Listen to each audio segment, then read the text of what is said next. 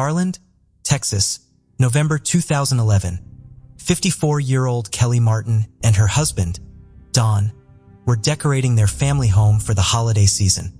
Don, a police officer, and Kelly, a teacher, had been together since college and shared 2 daughters, Lauren and Caitlin.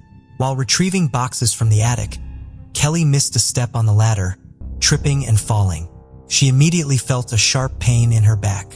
Though the discomfort was severe, she endured it through the holidays, assuming it was a pulled muscle or a pinched nerve that would heal with time. However, when the pain persisted and worsened, she visited her doctor, who diagnosed her with a herniated disc caused by the fall. Physical therapy, painkillers, and muscle relaxers failed to provide relief. Eventually, her doctor referred her to a highly recommended neurosurgeon new to the area, Dr. Christopher Dunch. Renowned and well-respected, Dr. Dunch quickly earned the couple's trust. He assured Kelly and Don that her surgery was routine and would likely take no more than 45 minutes. "It's one of the simplest operations a neurosurgeon can perform," he explained.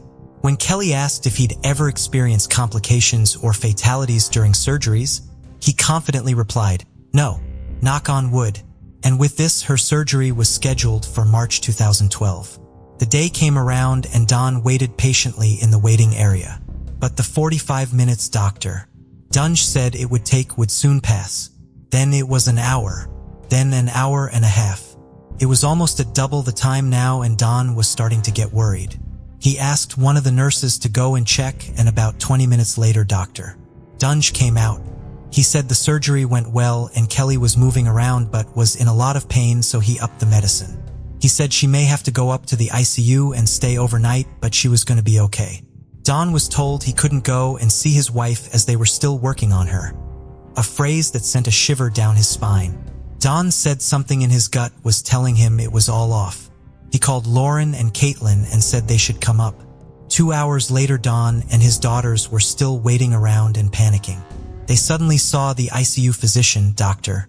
Dunch, and the anesthesiologist walking towards them. The looks on their faces told the story before they even opened their mouths. The words no one wanted to hear. "We did everything we could. Kelly Martin had died." How had such a simple routine operation gone so devastatingly wrong? Don said Dr. Dunch never said a word, not even looking at the 3 of them. They were told by the ICU physician that it had been a medical miscalculation. Records later showed that during the surgery her blood pressure had plummeted and she went a gray color.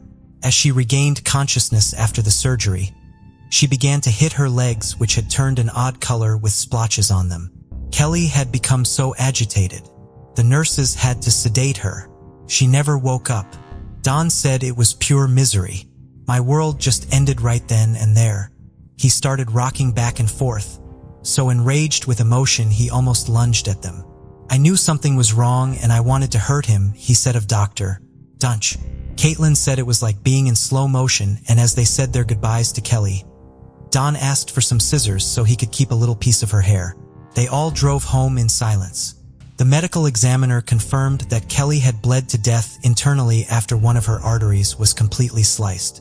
Don, Lauren, and Caitlin all had a terrible feeling. They weren't getting the full story. Something about Dunch was not sitting well with them and they wanted answers. But what had happened to Kelly Martin was sadly just the beginning, and soon a huge can of worms would start to open. But as always, sometimes you must go backwards slightly to move forwards. Born in 1971 in Montana, Christopher Daniel Dunch had originally set his sights on playing football. One of his teammates remembered him as not being very good at following orders and struggling with the most basic of drills, but someone that came back every practice trying to get it right. He made multiple transfers and moved around so much that he was told this had taken away his eligibility to play professionally. He realized his football dream was over and suddenly made a drastic change.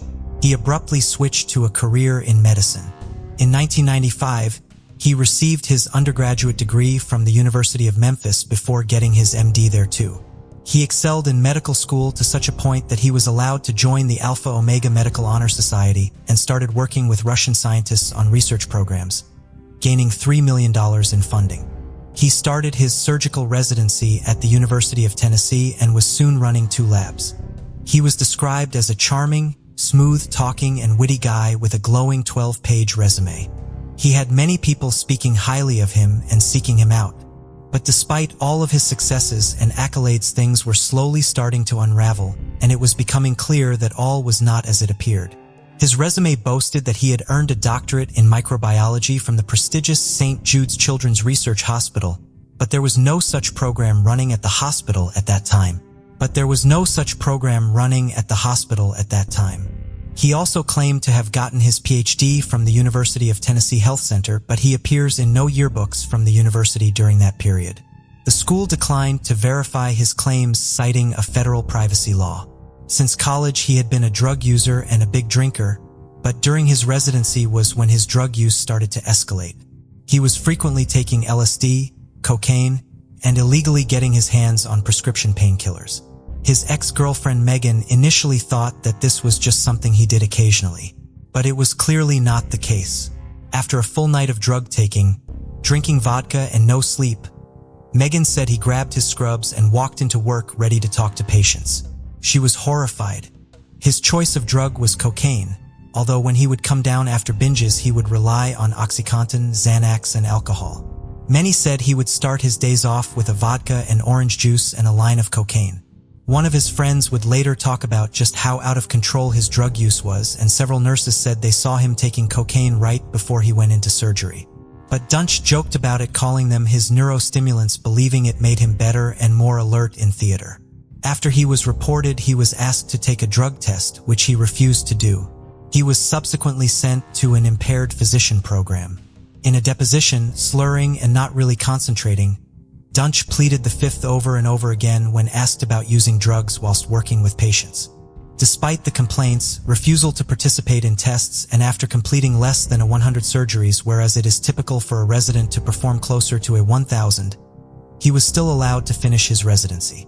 In 2011, he was headhunted to join the Minimally Invasive Spine Institute in North Dallas with a $600,000 advance.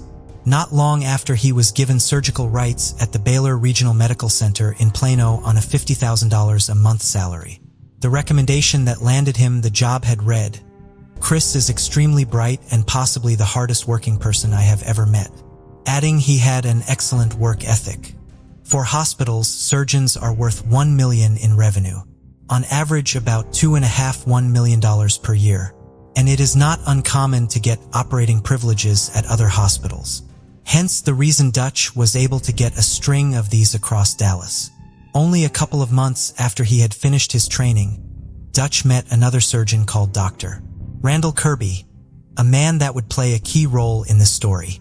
Kirby said the first conversation he had with Dutch revolved around him telling him he was the best surgeon in Dallas and the only one a patient could trust. He said he wanted to clean the town up and was quite aggressive with his delivery. Kirby was taken aback with his level of arrogance, knowing how new he was to this game. Other doctors saw the same outbursts but put his cockiness down to the fact he was just a really talented surgeon, and he knew it. Opinions soon changed, however, when the only surgery he actually performed at the Minimally Invasive Spine Institute resulted in him being asked to leave. After the surgery was done, he immediately went on a trip to Las Vegas to party and left no one to look after his distressed patient. His drug use wasn't slowing down, and he would write many long emails to another ex-girlfriend and his surgical assistant, Kimberly, saying some very unhinged things, likely due to intoxication. One email read in part, "I really am building an empire.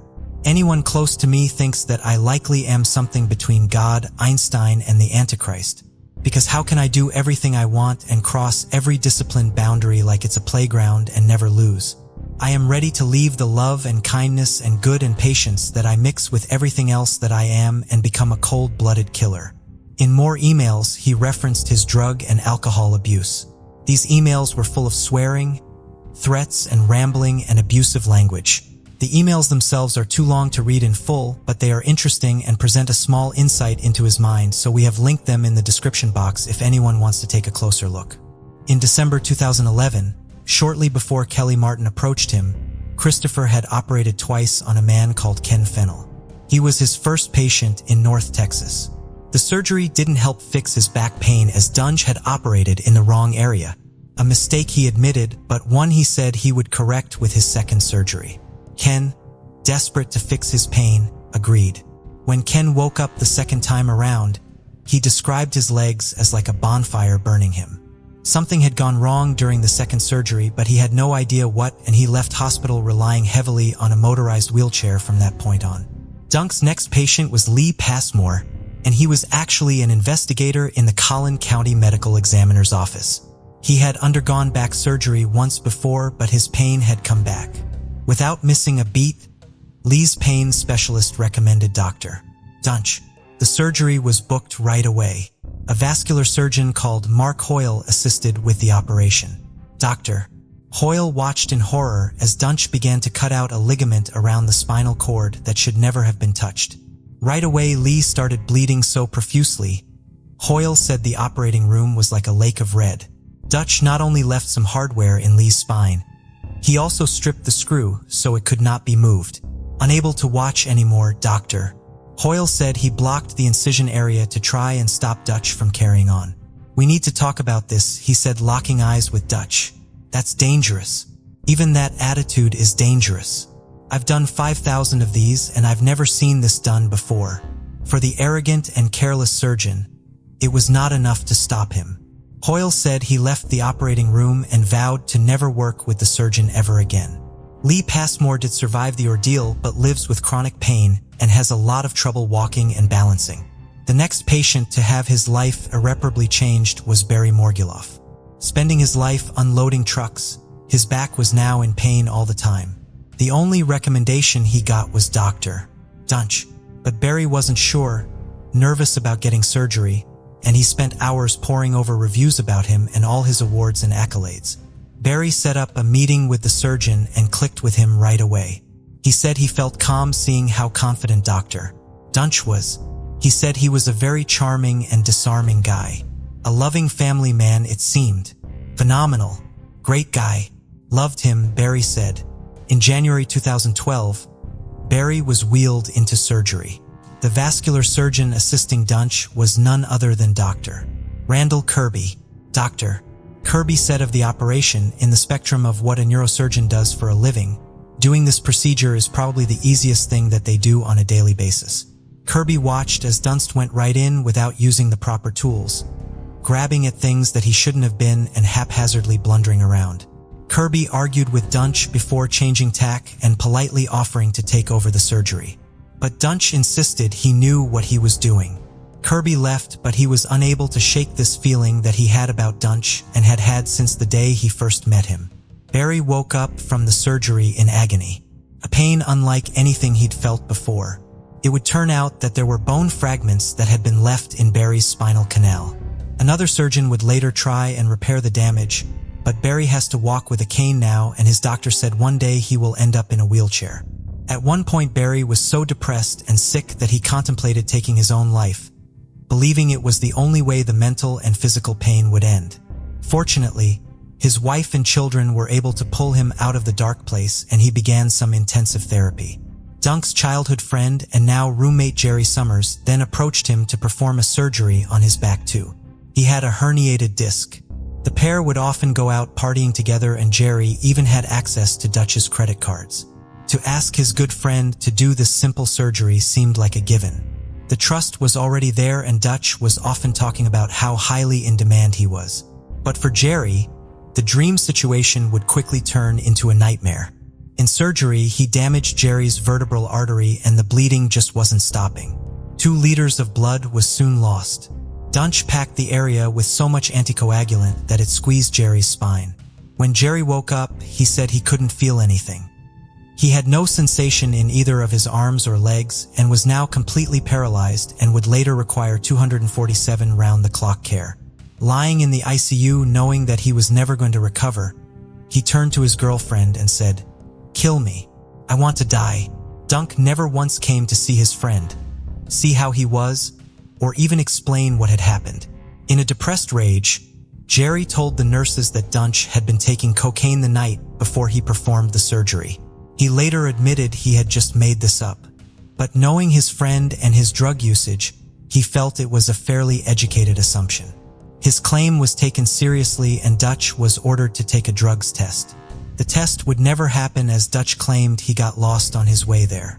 He did pass a separate psychological evaluation, and just 3 weeks later, he was allowed to start operating again but was instructed to stick to minor procedures.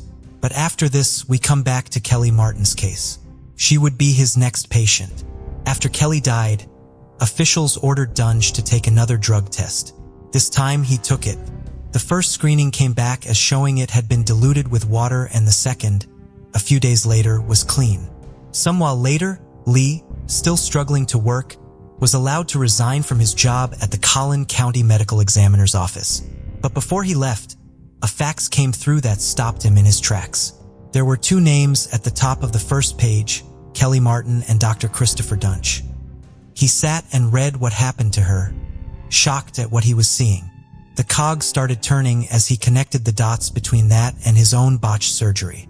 He went down a rabbit hole and found a few months that were not accounted for in Dunge's educational history. He said you don't get to walk away from 2 to 3 years of medical training in the middle of an internship or a residency, get to take time off and be slotted directly in the position you left in with no questions asked. Maybe that's how they do it in Tennessee. But according to my training, that's not how they do it here. Then it all just started to unravel. Administrators at the put together a comprehensive review of all of Dunge's cases, and each time the same thing had happened. Patterns were showing and other surgeons were talking. Now someone was dead. This could not be ignored. After going through everything that had happened in that particular hospital alone, they determined he couldn't continue there. To the shock of the other surgeons and patients, the hospital did not fire him. Instead, they him to resign, remaining in good standing with his last day being in April 2012. Through a letter, Bela Plano said, "All areas of concern with regard to Christopher D. Dunge have been closed. As of this date, there have been no summary or administrative restrictions or suspension of Dunge's medical staff membership or clinical privileges during the time he has practiced at Baylor Regional Medical Center at Plano. The places that had asked him to leave chose to avoid the legalities of a potential wrongful termination and bad press of firing such a highly respected doctor, and instead let him quietly resign and move on with no repercussions. And as he technically left of his own choice, this meant that at least 2 facilities did not have to report him to a database run by the U.S. Department of Health and Human Services. This database is supposed to log information about problem practitioners, warning potential employers about their histories. They also failed to report him to the Texas Medical Board. When some of his patients tried to sue him for malpractice, most of them found it virtually impossible to find attorneys willing to take on their cases. In 2003, Texas enacted tort reform which reduced the amount of damages plaintiffs could win, with the number of malpractice payouts per year dropping by more than half. In July 2012, Dunge moved right on to the Dallas Medical Center. The background check they briefly ran on him came back clean.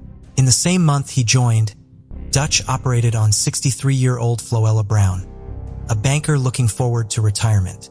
About 30 minutes into the surgery, the bleeding was so bad that Dunge said he couldn't see her spine. "Why is it still bleeding?" he kept saying. After a few scary moments, it seemed Dunge had got it under control, but nurses in the room were concerned. Although Floella woke up and seemed fine, early the following morning she lost consciousness as pressure was building up inside her brain for reasons that no one could work out.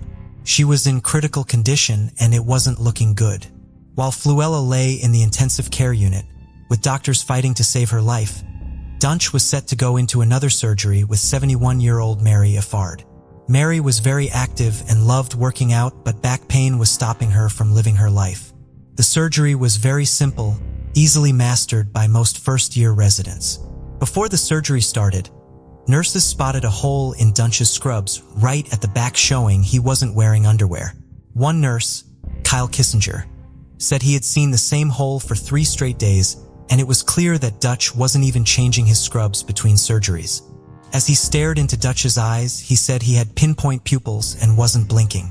It was all very alarming. The surgery for Dunge was more of the same. The operating room staff questioned why he seemed to be drilling into random areas of her back carelessly and without paying any attention. Soon after the surgery on Mary started, Dunge turned to Kyle and said he wanted to perform a procedure on Floella called a craniotomy.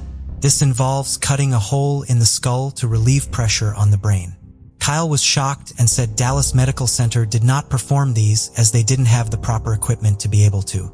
Other people in the room were agreeing with what Kyle was saying, trying to talk him out of it. Unfortunately, he backed down. Floella was moved to another hospital, but she never regained consciousness, and her family withdrew her life support a few days later. A neurosurgeon was hired to review her case and death and would later conclude that Dunch had both pierced and blocked her vertebral artery with a misplaced screw. He also found that he had misdiagnosed the source of her pain in the first place and was operating in totally the wrong area. This had triggered a stroke, which had ultimately claimed her life. Mary Effard woke up from the surgery the same as the others before her, in total agony. She couldn't move her legs or feel her toes. Dr. Robert Henderson, another important person in this story, was called in to look at her case. He was an extremely talented Dallas spinal surgeon with 3 decades of experience. He pulled up her post-op x-rays, and the first thing he said was, "Some kind of travesty occurred." Mary was pulled back into surgery the next day with Dr. Henderson operating. There were 3 holes in Mary's spinal column where Dunce had tried and failed to insert several screws. One screw had hit the nerves that control one leg and the bladder. Dr. Henderson then discovered that Dunge had amputated on one of her nerve roots for reasons Henderson called inexplicable. The surgery had gone so badly and was so botched, Dr. Henderson wondered if Dunst was some sort of imposter dressing up and pretending to be a surgeon. He could think of no other reason why this had gone so wrong. Mary Effard now relies on a wheelchair. She has never regained mobility in her legs. She said one of her biggest loves was sewing. She used to do it all the time, but as she can't pick up her foot, she can't do this anymore. "Pain is really my life," she said. Dr. Henderson was horrified and took his findings to the hospital administrators, and he and Dr. Kirby both started sharing stories. Dr. Kirby had operating privileges at over 60 hospitals across Texas. And wherever he went, someone at some point would come up to him with a story about Dr. Dunch. Thanks to the fuss the pair kicked up, hospital officials told Dunch he would no longer be able to operate at Dallas Medical Center. However, yet again, he wasn't fired or suspended. He was allowed to leave quietly. People were going in for the most simple, routine, and standard surgeries and procedures, and they were coming out worse than they went in. And in the case of Kelly Martin and Flavella Brown, they weren't coming out at all. It had taken months and multiple catastrophic and fatal surgeries. But finally, Dr. Dunst was reported to the state medical board. However, this was not the simple fix surgeons like Dr. Henderson and Dr. Kirby thought. It would take almost a whole year for the board to investigate, all the while Dunk was operating elsewhere. Things went quiet for a little while until December 2012. Dr. Kirby was asked to assist with a woman called Jacqueline Troy. She had had neck surgery and was now battling a severe infection. Dr. Kirby found that the surgeon who had operated on her had cut her vocal cords and one of her arteries. "Is it a guy named Christopher Dunch?" he asked. He knew the answer already, and of course the answer was yes. Dunge was finally reported to the National Practitioner Databank, but even after the report was filed, Dr. Kirby found that another hospital had given him operating privileges. Although Dunge didn't realize this, Jeff Glidewell would be his last patient. Jeff, always an outdoors-loving man, had had a motorbike accident years before, and his back and neck had never been the same. He had come across Dunch in an advert that was showing the best neurosurgeons in the Dallas area. Despite everything going wrong for Dunk's patients, it seemed he was still the talk of the town. As a superstitious man, Jeff saw 3 black cats on the way into the hospital and said his gut told him to turn around. Reassured by his wife, they carried on for the surgery. Hours later, Dutch was nowhere to be found. 3 hours after the surgery was supposed to start, Dutch finally turned up in a cab claiming he had a flat tire. His jeans were frayed. He was sweaty and disheveled, and Jeff said he didn't look at all ready for the surgery. His bad feeling grew, but he kissed his wife goodbye and went into the operating room. At this point, unbeknownst to Jeff, the state medical board had been investigating Dutch for about 10 months. During the surgery, Dutch thought that part of Jeff's neck muscle was a tumor and stopped operating on him halfway through. He cut into Jeff's vocal cords, punctured an artery, and cut a hole in his esophagus. Dunch used a sponge to stop the bleeding and stitched Jeff back up with the sponge still inside him. Dunge came out and told Jeff's wife Robin he had found a tumor confirmed by a quick biopsy, and therefore he couldn't possibly carry on. But there was no tumor and there had been no biopsy. Robin went in to see Jeff in the recovery room. Jeff was so distressed he couldn't swallow and breathlessly mumbled, "Where's the doctor? I can't move my arm or my leg. Something's wrong. What did he do to me?" Dunge finally showed his face and Jeff, now battling an infection as well, said, "I can't move my arms." Dunge replied, "Well, I don't know what to tell you about that," before strolling off. None other than Dr. Randall Kirby was called in to correct the damage, and at this point he was quite literally losing his mind. How did this keep happening, and when was it going to end? On a scale of difficulty, this was about a 2 out of 10 procedure. He said this was not an operation that was performed. This was attempted murder. It was like a crazed maniac procedure. Dr. Kirby went directly to the Texas Medical Board and Robin went to the police. The officer she spoke to said they didn't have the resources to file criminal charges against a doctor. She went back to Dr. Kirby asking if she could contact the medical board too, and a statement was drafted. Jeff Glidewell would leave the hospital months later partially paralyzed and with only one vocal cord. He has nerve damage in one arm and can only eat small bites of food at a time. But Dutch would again move elsewhere. In May 2013, Dr. Henderson and Dr. Kirby opened up their emails to find an invite to a Meet the New Specialist dinner. University General Hospital was throwing an event to welcome a new neurosurgeon joining their team, Dr. Christopher Dunch. They simply couldn't believe it. This was Dunch's third hospital in 18 months. Dr. Kirby said he picked up the phone right away and called the hospital to, in his words, raise holy hell. He then sent them a 6-page letter which read in part, "Let me be blunt. Christopher Dunch, Texas Medical Board license number N8183, is an impaired physician, a sociopath, and must be stopped from practicing medicine." In the letter, Kirby told the hospital they could either address it and do something about it, or he would be calling every media outlet in Texas. With so much talk in the medical community and between family members, the stories were traveling fast. An article was published about him online referring to him as Dr. Death and quoted Dr. Kirby and all of his findings. Dunch took to the comment section to threaten Dr. Kirby if he kept talking. But in this case, there was no such thing as bad publicity, because finally in June 2013, Christopher Dunch was suspended and ordered to stop operating. Dunch was able to issue some sort of appeal through a lawyer and said he didn't have the time to use drugs or drink, even if he wanted to, because he was too busy. He said he was a hard worker, and he even threatened to sue Dr. Kirby for slander. He claimed he was at the center of a vast conspiracy to bilk money from the hospitals where he practiced. When asked why it had taken so long for the suspension to happen, the head of the medical board said at the time, "It's not uncommon for there to be complications in neurosurgery. None of us rush to judgment. That's not fair. And in the long run, it can come back to be incorrect. To suspend a physician's license, there has to be a pattern of patient injury." So that was ultimately what happened. But it took until June of 2013 to get that established, he added. For Drs. Henderson and Kirby, it wasn't good enough. Dr. Henderson said the words suspended implied he might be allowed back at some point, and they couldn't let that happen. Dr. Kirby, Dr. Henderson, and another doctor contacted the district attorney arguing that Dunch was a criminal. They got a meeting, but nothing happened. In December 2013, almost 2 years since Kelly Martin had died, the medical board permanently revoked Dutch's license. Despite his huge salary, Dutch was now in dire straits financially. He had to file for bankruptcy, owing more than $1 million, and leave Texas, moving in with his parents in Colorado. He would come back and forth to see his 2 young sons, but it appeared the relationship with his girlfriend Wendy had fallen apart too. A month after moving, he was pulled over by police in the early morning hours.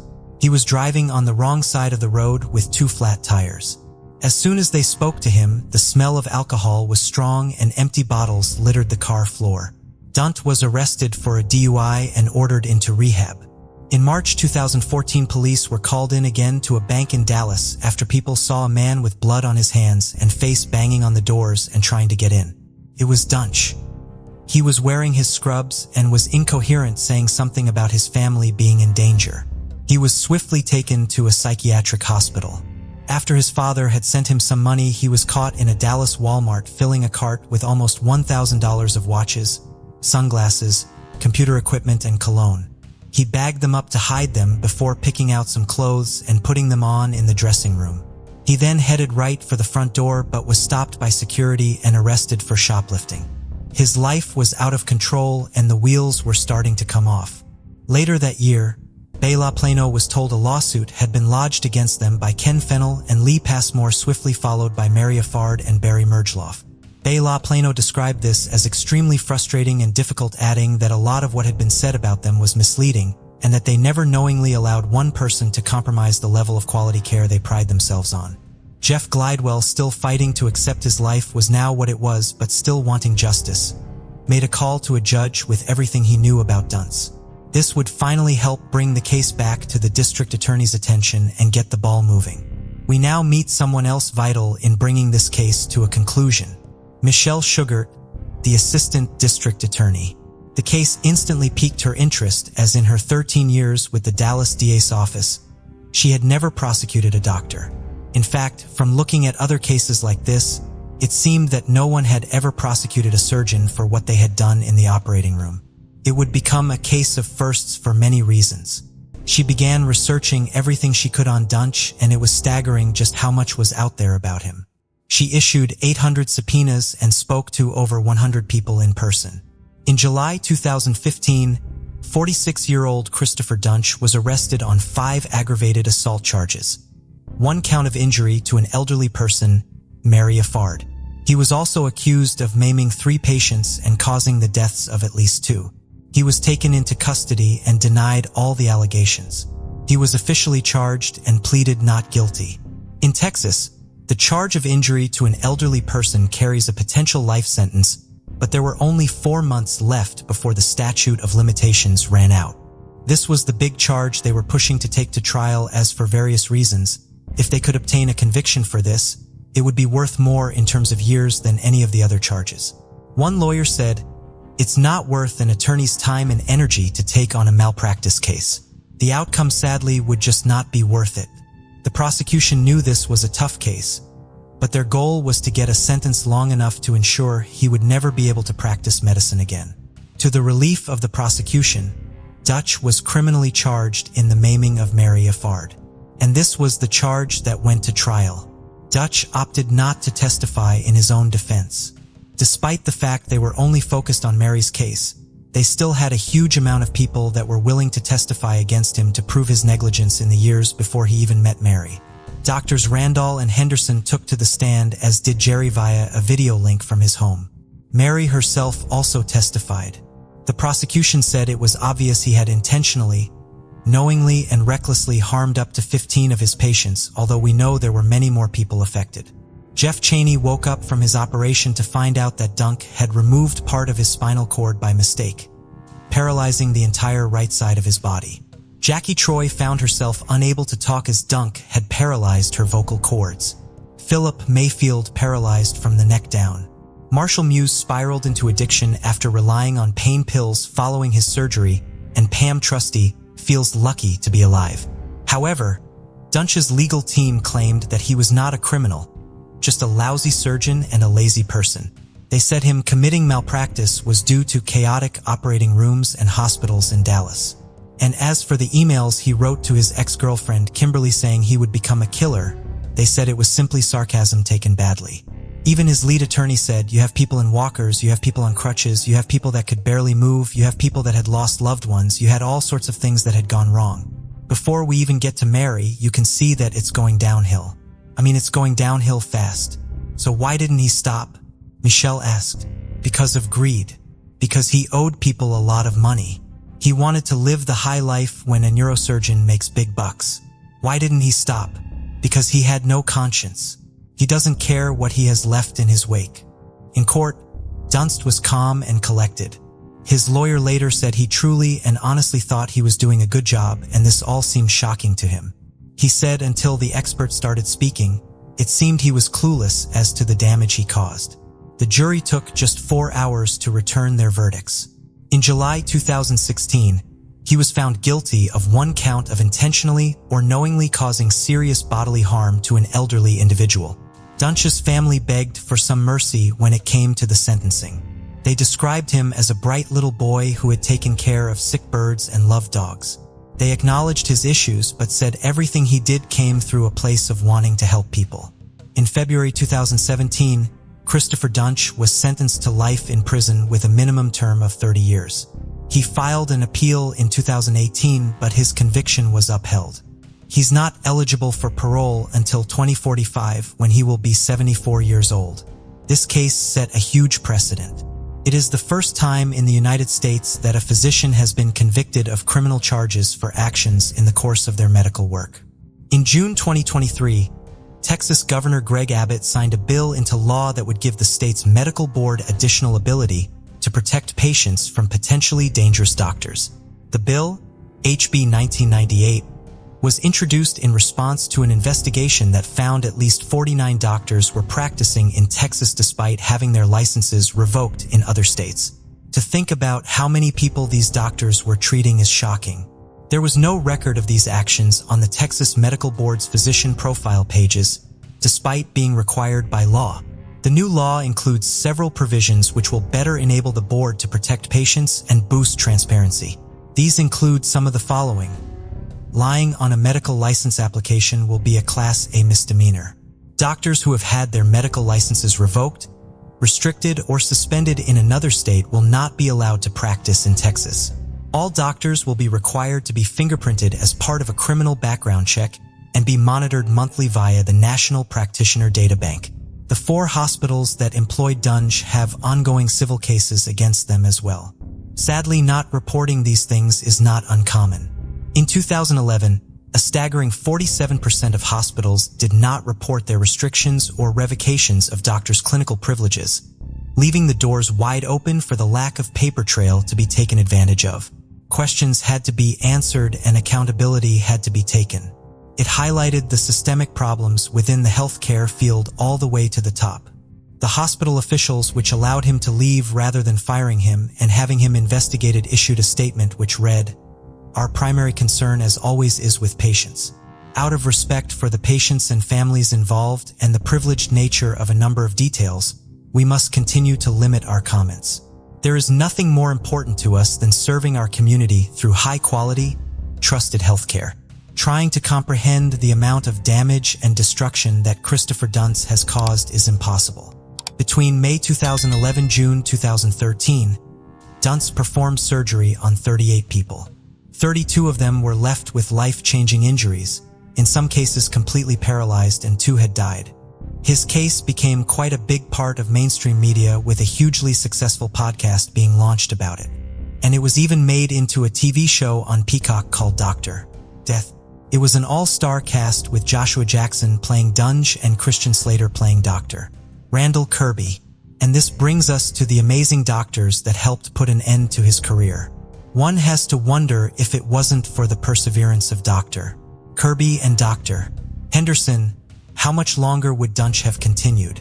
Tragically, a 3rd victim's life would be claimed when in 2021, Jerry Summers, Dunch's patient and once dear friend, died from an infection connected to his botched surgery.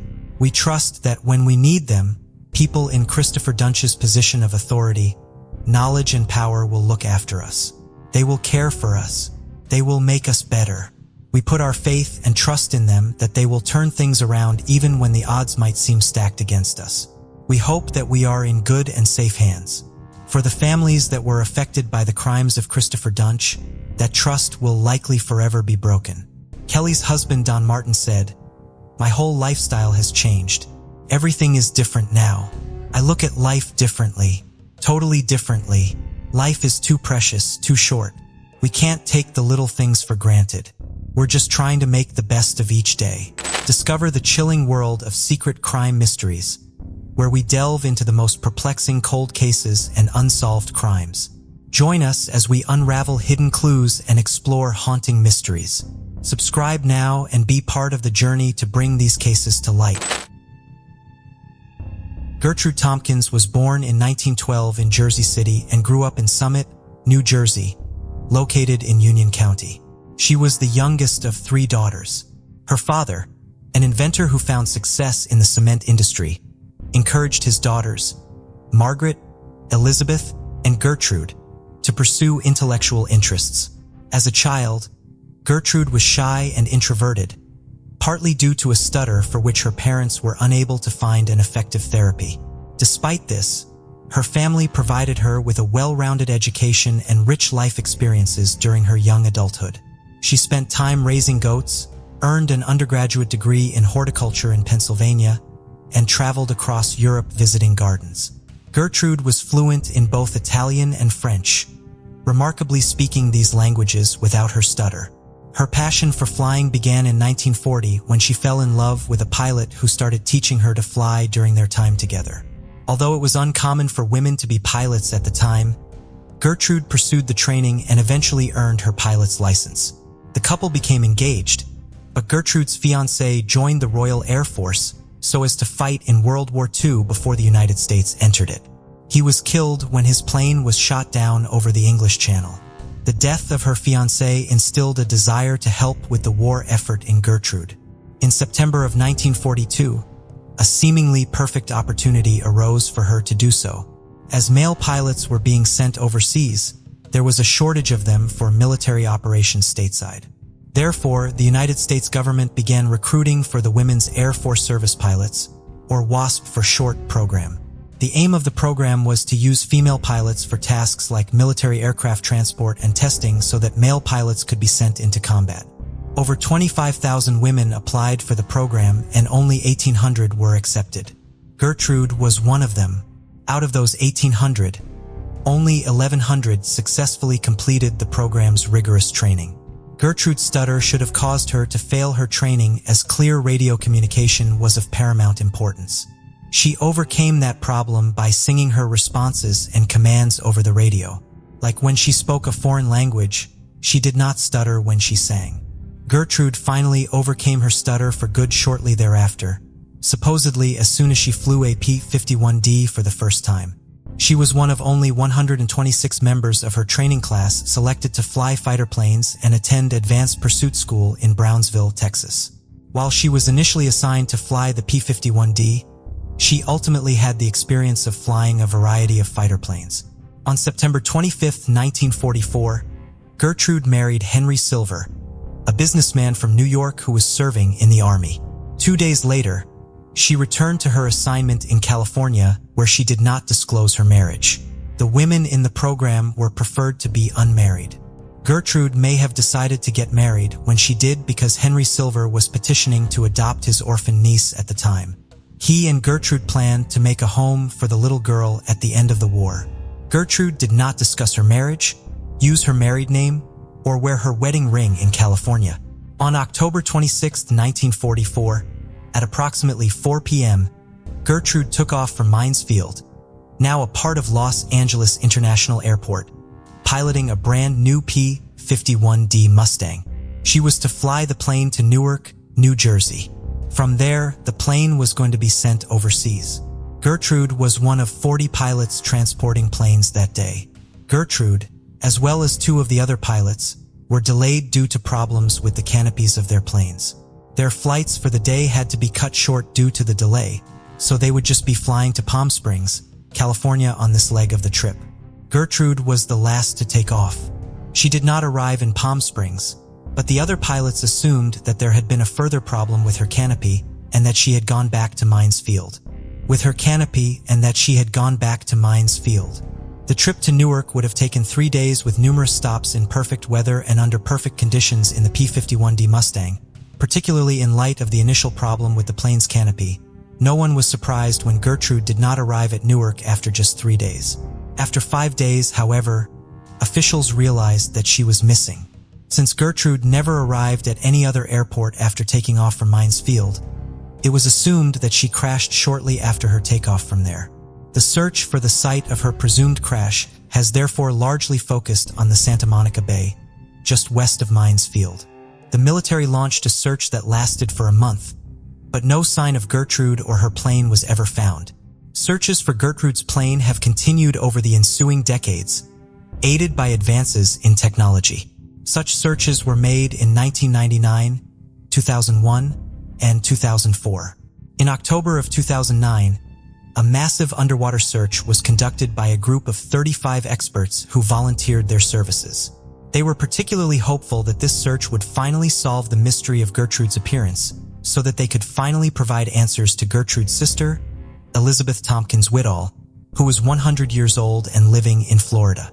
Gertrude's plane was not found during the course of the week-long search. The search did, however, locate the wreckage of a T-33, a jet that went missing in 1955, finally providing answers to the families of the two pilots who had been on board, Air Force Lieutenants Richard Martin Feeler and Paul Dale Smith. Elizabeth Tomkins Whitall passed away in 2010 at the age of 101. The Women Air Force Service Pilots program was ended in December of 1944 as more male pilots were available for the tasks it had undertaken. The women who flew as pilots during it were not considered to be part of the armed forces and therefore were not entitled to any of the benefits or honors given to veterans. In the 1970s, many of them lobbied Congress for recognition of their service, and in 1977 they were finally given military status. In July of 2009, following a bipartisan effort in Congress, President Obama signed a bill awarding the Congressional Gold Medal to the Women Air Force Service pilots. Gertrude's presumably crashed plane has never been located, and her disappearance remains unsolved. Naomi Cheney was born on September 20, 1918 in Jasper, Alabama. She graduated from high school in Pensacola, Florida before continuing her studies at Florida State College for Women. She taught high school for one term after graduating from college in 1942, but then decided she wanted to be a part of the war effort. Naomi therefore enlisted in the Women's Army Corps and was sent to Fort Des Moines, where she entered officer school on April 26, 1943. She received her officer's commission on June 5. That September, she was transferred to the Technical School of the Army Air Forces Training Command in Sioux Falls, South Dakota. She arrived there on September 4th. On October 5, 1943, Lieutenant Cheney had dinner at the base's officers' club. She then went to visit her roommate, who was in the hospital on the base. Lieutenant Cheney did not leave the base until 9 o'clock that evening, well after it had gotten dark. She and her roommate had just moved into a home at 525 South Euclid Avenue 2 days earlier from another home in town. It was common practice for civilians to rent out rooms to board service members in their homes at the time due to the rapid increase in personnel assigned to the base because of the war. Her walk home from the base should have taken her roughly 25 minutes. Lieutenant Cheney left the base through gate number 3, which opened onto what is today called Burnside Street, but at the time was northwest, near its intersection with Western Avenue. Before leaving, she asked the guard at the gate if he thought she would be safe walking home in the dark. He told her she would have to use her own judgment. After weighing her options for a few minutes, Lieutenant Cheney left the base and began walking home.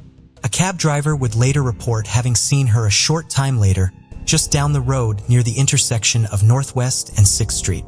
The lieutenant did not report to the base the following morning and was classified as being absent without leave. Military police went to the home where she was staying to try to find her, but she was not there. They became concerned when Lieutenant Cheney could still not be found by that afternoon. Around 5 p.m. that day, a 10-year-old girl named Val Hall was out looking for sumac leaves in a wooded area not far from her home. She came across a woman lying motionless in the middle of a path in a thicket underneath a viaduct crossing the train tracks near 12th Street and Grange Avenue. The woman was Lieutenant Cheney, and she was deceased. Her autopsy would later estimate that she had died approximately 18 hours earlier. Her body was found less than 3 blocks from her home. Lieutenant Cheney's autopsy determined that she had died as a result of a crushing blow the right side of her head, which had resulted in numerous skull fractures and brain hemorrhages. The exact location of her body made it impossible for her to have fallen or been thrown from the viaduct. She had not been sexually assaulted, and there was no evidence that such an assault was even attempted. Her uniform was intact and only slightly rumpled. One of her shoes was, however, scuffed and had its toe box crushed as though someone had stomped on the lieutenant's foot. Her visor cap was found not far from her body, as was her purse, which still had cash inside of it, seemingly eliminating robbery as a potential motive in the crime. Two doctors did debate the nature of Lieutenant Cheney's death at the coroner's jury convened to evaluate it. Dr. Garundo, an associate professor of pathology at the University of South Dakota, argued that the lieutenant had not been murdered and that her injuries had been caused by her skull being run over by a car. He claimed that his examination of her vocal cords showed that she had not screamed prior to her death and argued she would have screamed had she been attacked. Even if his examination was able to definitively prove that Lieutenant Cheney had not screamed, there is no way to prove that she had not been ambushed by a killer, which seems like a probable scenario given the fact that her body showed few signs of a struggle and no signs that she had been restrained. Dr. Garundo used these facts to instead further try to support his claim that no murder had occurred. The area where the lieutenant was found was not accessible by car. Dr. Giordano argued that she had still been able to walk after sustaining the massive head injury. There was no reported blood evidence at the scene beyond the large pool underneath Lieutenant Cheney's head, meaning she would have had to make the long walk with a serious wound without dripping any blood on the ground or down her uniform in Dr. Garundo's scenario, arguing that Lieutenant Cheney had been murdered was Dr. Erickson, a Sioux Falls surgeon who had assisted with her autopsy. He pointed out that if the lieutenant had been hit by a car, she would most likely have more extensive injuries and damage to her uniform. He also claimed that the head injury was too severe for her to have walked at all after sustaining it, much less to have walked to the area where she was found, so far away from anywhere accessible by car. His assessment of her injuries was that they were caused by the lieutenant's head either being struck with a blunt object or being stomped or kicked while she was on the ground. The jury was convinced by Dr. Erickson's testimony, and Lieutenant Cheney's death was officially ruled a homicide. On October 6th, authorities brought a suspect into custody as he was trying to leave town. The 31-year-old man, whose name has never been made public, had a wife and children in Iowa but worked as a farmhand throughout the region. While in Sioux Falls, he had been staying at a cabin at Smith's Auto Court, not far from where Lieutenant Cheney's body had been found. He was brought in because authorities had discovered blood-matted hair near his cabin. When the suspect was questioned, he also had blood on his shoe. He theorized that the blood had gotten onto the shoe as he walked through grass that morning. However, the blood was on the top of the shoe, not on the sole. The FBI was able to determine that the blood from the suspect's shoe and matted hair was the same type as Lieutenant Cheney's blood, but the technology of the time could not more conclusively tie the evidence to her. The suspect maintained his innocence and was released on October 27th as authorities had no other evidence to implicate him in the murder. At the time, he was in the process of joining the Army. After he enlisted, he was sent overseas and was killed in action. City and military police both worked on the case, traveling the country to conduct interviews and consulting with psychics Lieutenant Cheney had visited before her death. The Army offered a $1,000 reward in the case at the beginning of 1944, but none of these efforts brought resolution to the case. The murder of Lieutenant Cheney remains the oldest unsolved homicide in Sioux City. Gertrude Canning was born in County Donegal and lived with her family outside of Lifford. She shared her family's love of music and dancing and was described by those who knew her as happy and likable with an adventurous spirit. She eventually left Ireland to work at various hotels in England. She was popular with her co-workers and customers. Following the outbreak of World War II, Gertrude joined the Women's Royal Naval Services. She was assigned to the HMS Quebec, a Navy base that was part of the No. 1 Combined Training Center on the shores of Loch Fyne near the small town of Inverary, Scotland. The town had a population of less than 500 people, but between 1940 and 1944, almost a quarter of 1 million soldiers and personnel came through the area to work at the training center, with approximately 15,000 people there at any given time.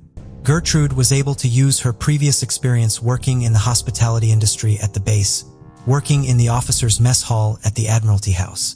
On June 30th, 1942, 20-year-old Gertrude left the base, dressed in her uniform, to mail a letter to her father. She never returned. She was reported missing and a massive search for her began. However, it would be 2 local boys who would finally resolve the search. They were gathering wildflowers near a local landmark known as the Marriage Tree when they discovered Gertrude's body in a ditch in Inverary. Gertrude had been gagged with her own clothing and 4 bullets were removed from her body. 3 of the bullets had caused injuries that most likely would have killed Gertrude on their own. Examination of the bullets showed that they had been fired by a standard British Army .30 revolver, a weapon that thousands of men in the immediate area had been issued. 2 roadmen reported seeing Gertrude on the 30th as she was walking along a wooden track. They also reported that they saw a soldier walking in the same direction just a few moments later. Thousands of revolvers were test-fired looking for a match to the bullets found in Gertrude's body. The weapons tested had been assigned to soldiers who were still at the training center and to soldiers who had left it since Gertrude disappeared and had been tracked down and brought back to the center for the testing. Despite the extensive testing, no match to the bullets that killed Gertrude was found. One of the investigators who worked on the case was Detective Inspector Robert Calhoun out of Glasgow. Only a limited amount of information was released to the media at the time of the murder due to its connections to the training center. So much of what is known about the investigation comes from Calhoun's 1962 memoir, Life Begins at Midnight. In the book, he concludes that Gertrude was most likely murdered by a soldier she was familiar with and that, in all probability, he died at Dieppe and his secret died with him. The disastrous August 1942 raid on the German-occupied French port of Dieppe plays a part in more than one theory about the case and how the investigation was handled. Gertrude's murderer could of course ended up as one of the thousands of casualties at Dieppe. There has also been speculation that certain details about Gertrude's murder were kept quiet because the idea of a soldier committing a murder just outside of the combined training center would further destroy public morale around the war effort, both before the raid occurred, when preparations were being made for it, and afterwards when public confidence was on the decline. Journalist, author, and former Glasgow police officer R.J. Mitchell has raised concerns that Gertrude's killer may have been someone influential in the military, potentially even someone involved with the planning of the raid on Dieppe. During the course of his own investigation into the case, he learned from a military expert that the .38 revolver used in Gertrude's murder was only issued to commissioned officers and to officers with the rank of second lieutenant or higher. However, it has also been argued that someone with a lower rank could have still acquired one without having it formally issued to them, given how common they were. Another major problem Mitchell has identified with the investigation into Gertrude's murder is the underutilization of the 2 witnesses who saw Gertrude and the unidentified soldier on the day of her murder. According to Calhoun's account of the investigation in his memoir, there was no composite of the soldier produced. It wouldn't have been difficult to get descriptions and get an artist's impression. Then compare this with the soldier's mugshots and see which branch of the service he came from, Mitchell argued in 2013. The minute I realized that fundamental aspect was missing from Calhoun's book, I thought this isn't right, and it had the whiff of a cover-up. Despite the decades that have passed since her murder, Gertrude's family has remained committed to her and her story. Several of her nephews have been active in keeping her case in the media. One of those nephews, Liam Canning, has spent years researching his aunt's life and death in hopes of writing a book and believes he may know the identity of a potential suspect. From what has been presented to the family, I could certainly identify who I think is a suspect, he told the BBC in 2012. Police in Scotland have said that if the case were to come before them now, they would solve it. The suspect has never been publicly identified, however, and the case is still unsolved. The Canning family says that their efforts have not been out of malice towards Gertrude's killer and that they do not want revenge against him, just justice for Gertrude. While so far they have not been able to definitively identify her killer, they have found other ways of showing respect for her and her memory. To mark the 70th anniversary of Gertrude's death, the family dedicated a plaque to her memory in Inverary. Emily Grace Jones was born in Bolton on January 18, 2013, to her parents, Sarah and Mark. Mark worked as a credit manager while Sarah was a solicitor. Emily was their only child. She was described as a joyful and laughter-filled girl with a heart as big as her smile. She loved outdoor activities and sports, eagerly diving into any adventure. Fearless by nature, Emily enjoyed hiking, climbing, swimming, and horseback riding. Mark described her as a sociable, outgoing daredevil. Her teacher noted her creativity and love for drawing and writing stories. Emily was popular with her classmates, getting along with everyone. Bright and diligent, she often joked with her teachers about finishing her work before her classmates had even written the date. Although Mark and Sarah were no longer together, they maintained good terms and shared co-parenting responsibilities. Mark typically spent Sundays with Emily, and on Sunday, March 22, 2020, they arranged to meet at Queen's Park. It was Mother's Day, and Emily had given Sarah a card earlier that morning. Around 2:15 p.m., while Emily was riding her scooter with Mark cheering her on, she saw Sarah jogging nearby and excitedly said, "Daddy, Daddy, I want to go to Mom." He told her she could, and she set off. Emily called out to Sarah, but Sarah didn't hear her because she had headphones in and was too far away. As Emily scooted over, Mark saw a woman stand up from a bench and go towards his daughter, and Emily was suddenly on the ground. But he was unsure exactly what had happened. He assumed that she'd fallen over as he could hear her crying and that the woman was helping her up. People nearby began shouting, clearly horrified and distressed, saying that his daughter had been stabbed. The woman, who had her hood up briskly, walked away with a knife in her hand. Mark immediately ran over to his daughter. She had a catastrophic injury to her neck and was struggling to breathe. Her dad told her, "Just stay with me, Emily, stay with me. Don't leave me." Sarah was still in the park, but was unaware of what had happened. Mark called her, and a nurse came over and quickly began to try and help Emily. She was deteriorating rapidly. One of the people in the park at the time, Tony Canty, was there with his wife and baby daughter. He ran after the woman who had been seen with Emily as she tried to flee the scene. He wasn't exactly sure what had happened, or if she was armed, but continued to chase her. Tony's wife gave Mark her baby's muslin cloth to try and stop Emily's heavy bleeding. The emergency services arrived within minutes, and paramedics worked quickly to try and save her. The first paramedic to get there saw Emily being hugged by her father from behind as she lay on the ground. She was bleeding heavily and unconscious. She was also in cardiac arrest. The paramedics began to administer CPR, and she was given adrenaline before being loaded into the air ambulance. As he pursued her, Tony's wife told him that the woman had a knife on her, but he still bravely carried on, disregarding his own safety, instead prioritizing the safety of others. He knocked the woman to the ground and sat on her to stop her from running away, and also called 999, telling the operator, "There's been an incident at Queen's Park in Bolton and a child's bleeding." He also spoke about the woman. "I don't know what she's saying. She is agitated." His wife also heard the woman saying that she no longer needed injections, Tony had killed her family, and that he was killing her. Tony told her, "You're not well. The police will help you." The woman said to Tony, "I don't need you to tell me to be calm." He proceeded to keep hold of her until the police arrived and took over. A cordon was put up around the area and specialist officers were on the case, trying to build a clear picture of what had happened. Emily was taken to Salford Royal Hospital, and the helicopter landed there at 3:27 p.m. She was ventilated and given blood transfusions, but remained in cardiac arrest. Tragically, at 3:56 p.m., all the attempts to restart her heart had failed, and Emily's time of death was called. This was now a murder inquiry. The following day, Sarah was given the awful task of formally identifying her daughter's body.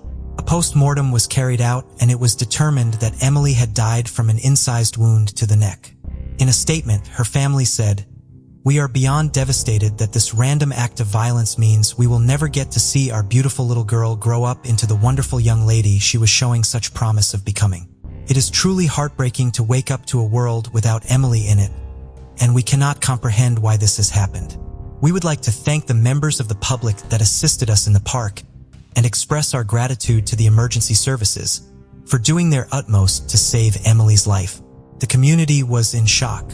The teachers from her school were heartbroken, and her headmistress paid tribute to her, saying, "I want you to know how much Emily was loved. She will be missed by all her friends and all the staff. Her loss has left a hole in our hearts, and the school will never be the same again." The police needed to start building a picture of their suspect. The woman they had arrested was 30-year-old Aliona Scana, and she was detained under the Mental Health Act. Dr. Suhanthini Farrell was the on-call doctor when she was arrested. She was said to be cooperative and calm, and when asked about her mental state, she responded, "Not very well." She said she couldn't remember anything about the park. But Dr. Farrell said this appeared to be because she didn't want to discuss it, not because she couldn't remember it. Dr. Farrell also described her as emotionless.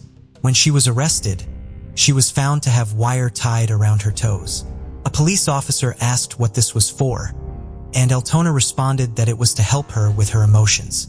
Before it was taken off, she tried to tighten it around her toes again. A doctor would later say that this was indicative of a psychotic action. Aliona Scana had been born in February 1990 in Albania. According to Altiona's sister, their father had got into debt, and in February 2012, Altona was forced to marry the man he owed money to, and they then moved to Kuwait. She fled in September the following year and returned to Albania. In 2014, she left Albania again, and this time headed to Frankfurt, Germany, and on August 11th, her sister paid for her to go to the United Kingdom. She was taken via Italy and France, and entered the UK in a lorry 2 days later, on August 13th. She had made an application to the Home Office for asylum, but this was rejected in June 2018. An appeal was made and this decision was reversed, and she was then given a residency permit to remain in the country until November 28, 2020, and then leave to remain until November 2024. This was despite her later admitting to doctors that she had lied in her application and falsely said she was a victim of sexual exploitation, something she had said to improve her chances of being allowed to stay in the country. The Home Office has not revealed if they were informed that she had admitted to lying.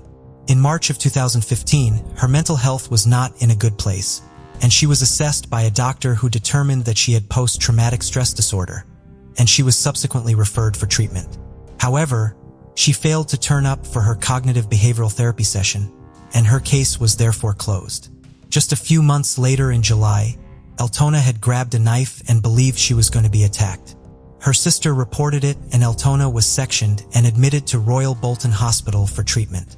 She was diagnosed with acute schizophrenia-like psychotic symptoms. She believed her neighbors were planning to hurt her by using her electricity. When she was granted leave by the hospital, she would run away on several occasions. After refusing oral medication, she was given antipsychotic medications via injection. She did lodge an appeal against being sectioned, but on August 20, 2018, it was determined that she was well enough to be released, as the feelings she had about her neighbors trying to hurt her had reduced, as had her feelings of being persecuted. As part of being released, she was visited by mental health workers between 1 and 2 times a week. Altona complained about the injections of the antipsychotic medications, saying she didn't like the side effects. In November 2015, she was taken off the medication, but her mental health would soon deteriorate again. On December 9th, she told doctors at the Salford Royal Hospital that she was having auditory hallucinations on a daily basis. It was reported that Altiona's own mother did not believe she should be on medication and didn't agree with the decision to prescribe her any. In January 2017, she refused to let her care coordinator come into her property and did not attend a scheduled meeting. Her sister was now greatly concerned about Altiona's mental health and that she was suffering a relapse, so she arranged for a team to visit her again on February 13th. But before this could happen, Altiona would commit a shocking act of violence. Her mother had come to visit her, and she had found that Altona had been trying to hurt herself. Altona led her mother upstairs and proceeded to chain the door shut. She said that once she killed her mother, everything would be okay. She then attacked her with an iron, stabbed her hand, and was only stopped when a friend intervened. She was subsequently arrested and detained under the Mental Health Act. It later emerged that she had disconnected the boiler, removed the light bulbs in the property, and got rid of her television. She would again leave the hospital without permission, and at 5 a.m. went to a friend's house and demanded to speak to their 13-year-old daughter. She was armed with a knife that she had taken from a restaurant. The mother refused to let her inside, and when she asked Altona about what she had done to her hair, Altona said she had cut her hair off rather than cutting off people's heads. She was returned to the hospital by police, and on the May 4th, she was deemed fit for release. All appeared to go quiet. That was until March of 2018. Aliona said she was not feeling well and requested to go back on injections. She said she was having hallucinations again. The following year, she asked to be taken off the injections and be on oral medication instead. She remained stable and her family's support appeared to help with her paranoia, although she continued to avoid busy places and wore sunglasses to avoid eye contact. Her last visit with a mental health worker was on the March 11, 2020, after having none for 3 months. It was so uneventful that the worker didn't even make any notes. Just 11 days later, she would take Emily's life. On the morning of March 22, 2020, Aliona had left her home at around 1 p.m. and headed into Bolton Town Center. She purchased a pack of 3 crafting knives from a pound shop, later telling a psychiatrist that she had bought them with the intention of killing someone. She then went to Queen's Park. A witness later reported that he had seen a woman sitting on the ground with her legs crossed next to a bench, and added that she appeared to be agitated. He noted that she had a vacant look on her face, which also caught his attention. He continued to watch her for around 4 minutes, but as she didn't say or do anything, he headed home. As Emily headed to Sarah, she went past the bench Aliona was sat on with her hood pulled up. Out of nowhere, she stood up, grabbed Emily into a headlock, and launched a ferocious attack against the little girl, stabbing her in the neck and slitting her throat. Police went to her flat and searched it, and found a load of antipsychotic medication, totaling almost a month's worth that hadn't been taken. A doctor would later say that suddenly coming off of medication could cause someone's mental health to rapidly decline within just a few days. She was charged with murder and possession of a bladed article. She was remanded in custody and scheduled to appear at Manchester and Salford Magistrates Court on Tuesday, May 26. As the preliminary murder hearing got underway at Manchester Crown Court, Judge Richard Mantle QC expressed his sympathy for Emily's family, saying to Mark, "I can't imagine the level of pain you and your wife are going through at the moment, and you have my personal and deepest sympathy, as well as the sympathy of everyone involved in the court's process." Mark was there for the hearing, and Aliona appeared via a video link from Rampton Secure Hospital, a high-security psychiatric hospital where she was being held. She ended a plea of guilty to manslaughter on the grounds of diminished responsibility, and prosecutors were given 7 days to consider her plea. They eventually decided to push ahead with a murder trial. It was now time for Aliona Scana to go on trial for murder. The prosecution told the jury that it would be for them to decide whether or not this was actually a case of manslaughter, or if she was using her mental health condition as what they referred to, a convenient excuse for what she had done. The court heard evidence that whilst in hospital she had spoken to a nurse, and the conversation had pointed to this being something that had been planned, therefore not manslaughter, but rather a premeditated and calculated killing. It also emerged that from the middle of December 2019 to March 11th the following year, she had not had any face-to-face contact with mental health workers. In a report read out to the court, one of the doctors said that Aliona represented a very high risk of serious, potentially fatal harm to others. The court heard that whilst in hospital she had been reportedly watching a child's television program. When a child who looked like Emily appeared on the screen, Aliona began to laugh hysterically. She said to a nurse at the hospital, "Like I said, it's been 3 months. What do you want me to do? Cry all the time?" Later telling the same nurse it was premeditated. "I waited in a park and picked my victim. I did what I did, then tried to run away." It was noted that during these conversations she was not on her medication. The court was told that on the July 30th, staff at the hospital had been observing what was referred to as strange behavior, with Aliona telling nurses, "Your body has gone to your soul, and we're all going to die." Dr. John Crosby, a consultant psychiatrist, would tell the court that Aliona Scana had paranoid schizophrenia, and said this had caused her to suffer from delusions and lose touch with reality. He said that there appeared to be no reason for Emily being singled out by her, adding that it was his conclusion. She was in the midst of a psychotic episode when she took Emily's life. Such a terrible, rare, random attack. "To my mind, I can't think of another reason why it could have occurred," he said. In a statement read to the jury, Mark said, "I do not know why this happened. Emily was simply riding her scooter to her mom. I simply can't explain it." He said that Emily was a vulnerable child, full of innocence and wonder. She was just starting off on her path of life, and her future was cut short. Our future has also been taken away. How can we enjoy life when the best part of it has been taken away? Evidence was given by a consultant forensic psychiatrist from the hospital where Aliona was being held, and it stated that the possibility of her being convicted of murder was not realistic. After the prosecution considered the medical evidence, it was agreed it would not be fair to ask a jury to convict her of the offense of murder, so the murder charge was withdrawn, and the jury was formally instructed to return a not guilty verdict on the charge of murder. Aliona Scana was therefore convicted of manslaughter on the grounds of diminished responsibility. Prosecutor Michael Brady QC told the court, "It is not a decision that has been taken lightly by the Crown. It's a decision taken with care and mindful of the sensitivity of the case. Having reviewed all the evidence in this case, the Crown has come to the conclusion that there is no longer any realistic prospect of conviction." The judge said in his sentencing remarks, "The devastating effects of what you did will live with Emily's parents, and doubtless others who knew Emily forever. It is obvious that nothing I can do or say can restore Emily to her family or offer any real comfort to them in their immense loss." He said he was satisfied on the basis of the evidence given that she had paranoid schizophrenia, saying that the nature and degree of it warranted her detention in hospital. Aliona Scana will only be eligible for release serving her minimum term and being assessed as no longer being a danger to the public. The judge added, "If you are never deemed fit for release, you will remain in hospital or prison for the remainder of your days." It was later reported that her minimum term had been increased from 8 years to 10 years 8 months. The judge said that the original sentence had been calculated in error and added that he took full responsibility for it. After her sentence was increased, Mark said, "I will keep fighting tooth and nail for her to stay there for the rest of her life. Whether it's 10 years or 20, it won't be enough for me. As far as I'm concerned, she's a danger to the public for the rest of her life.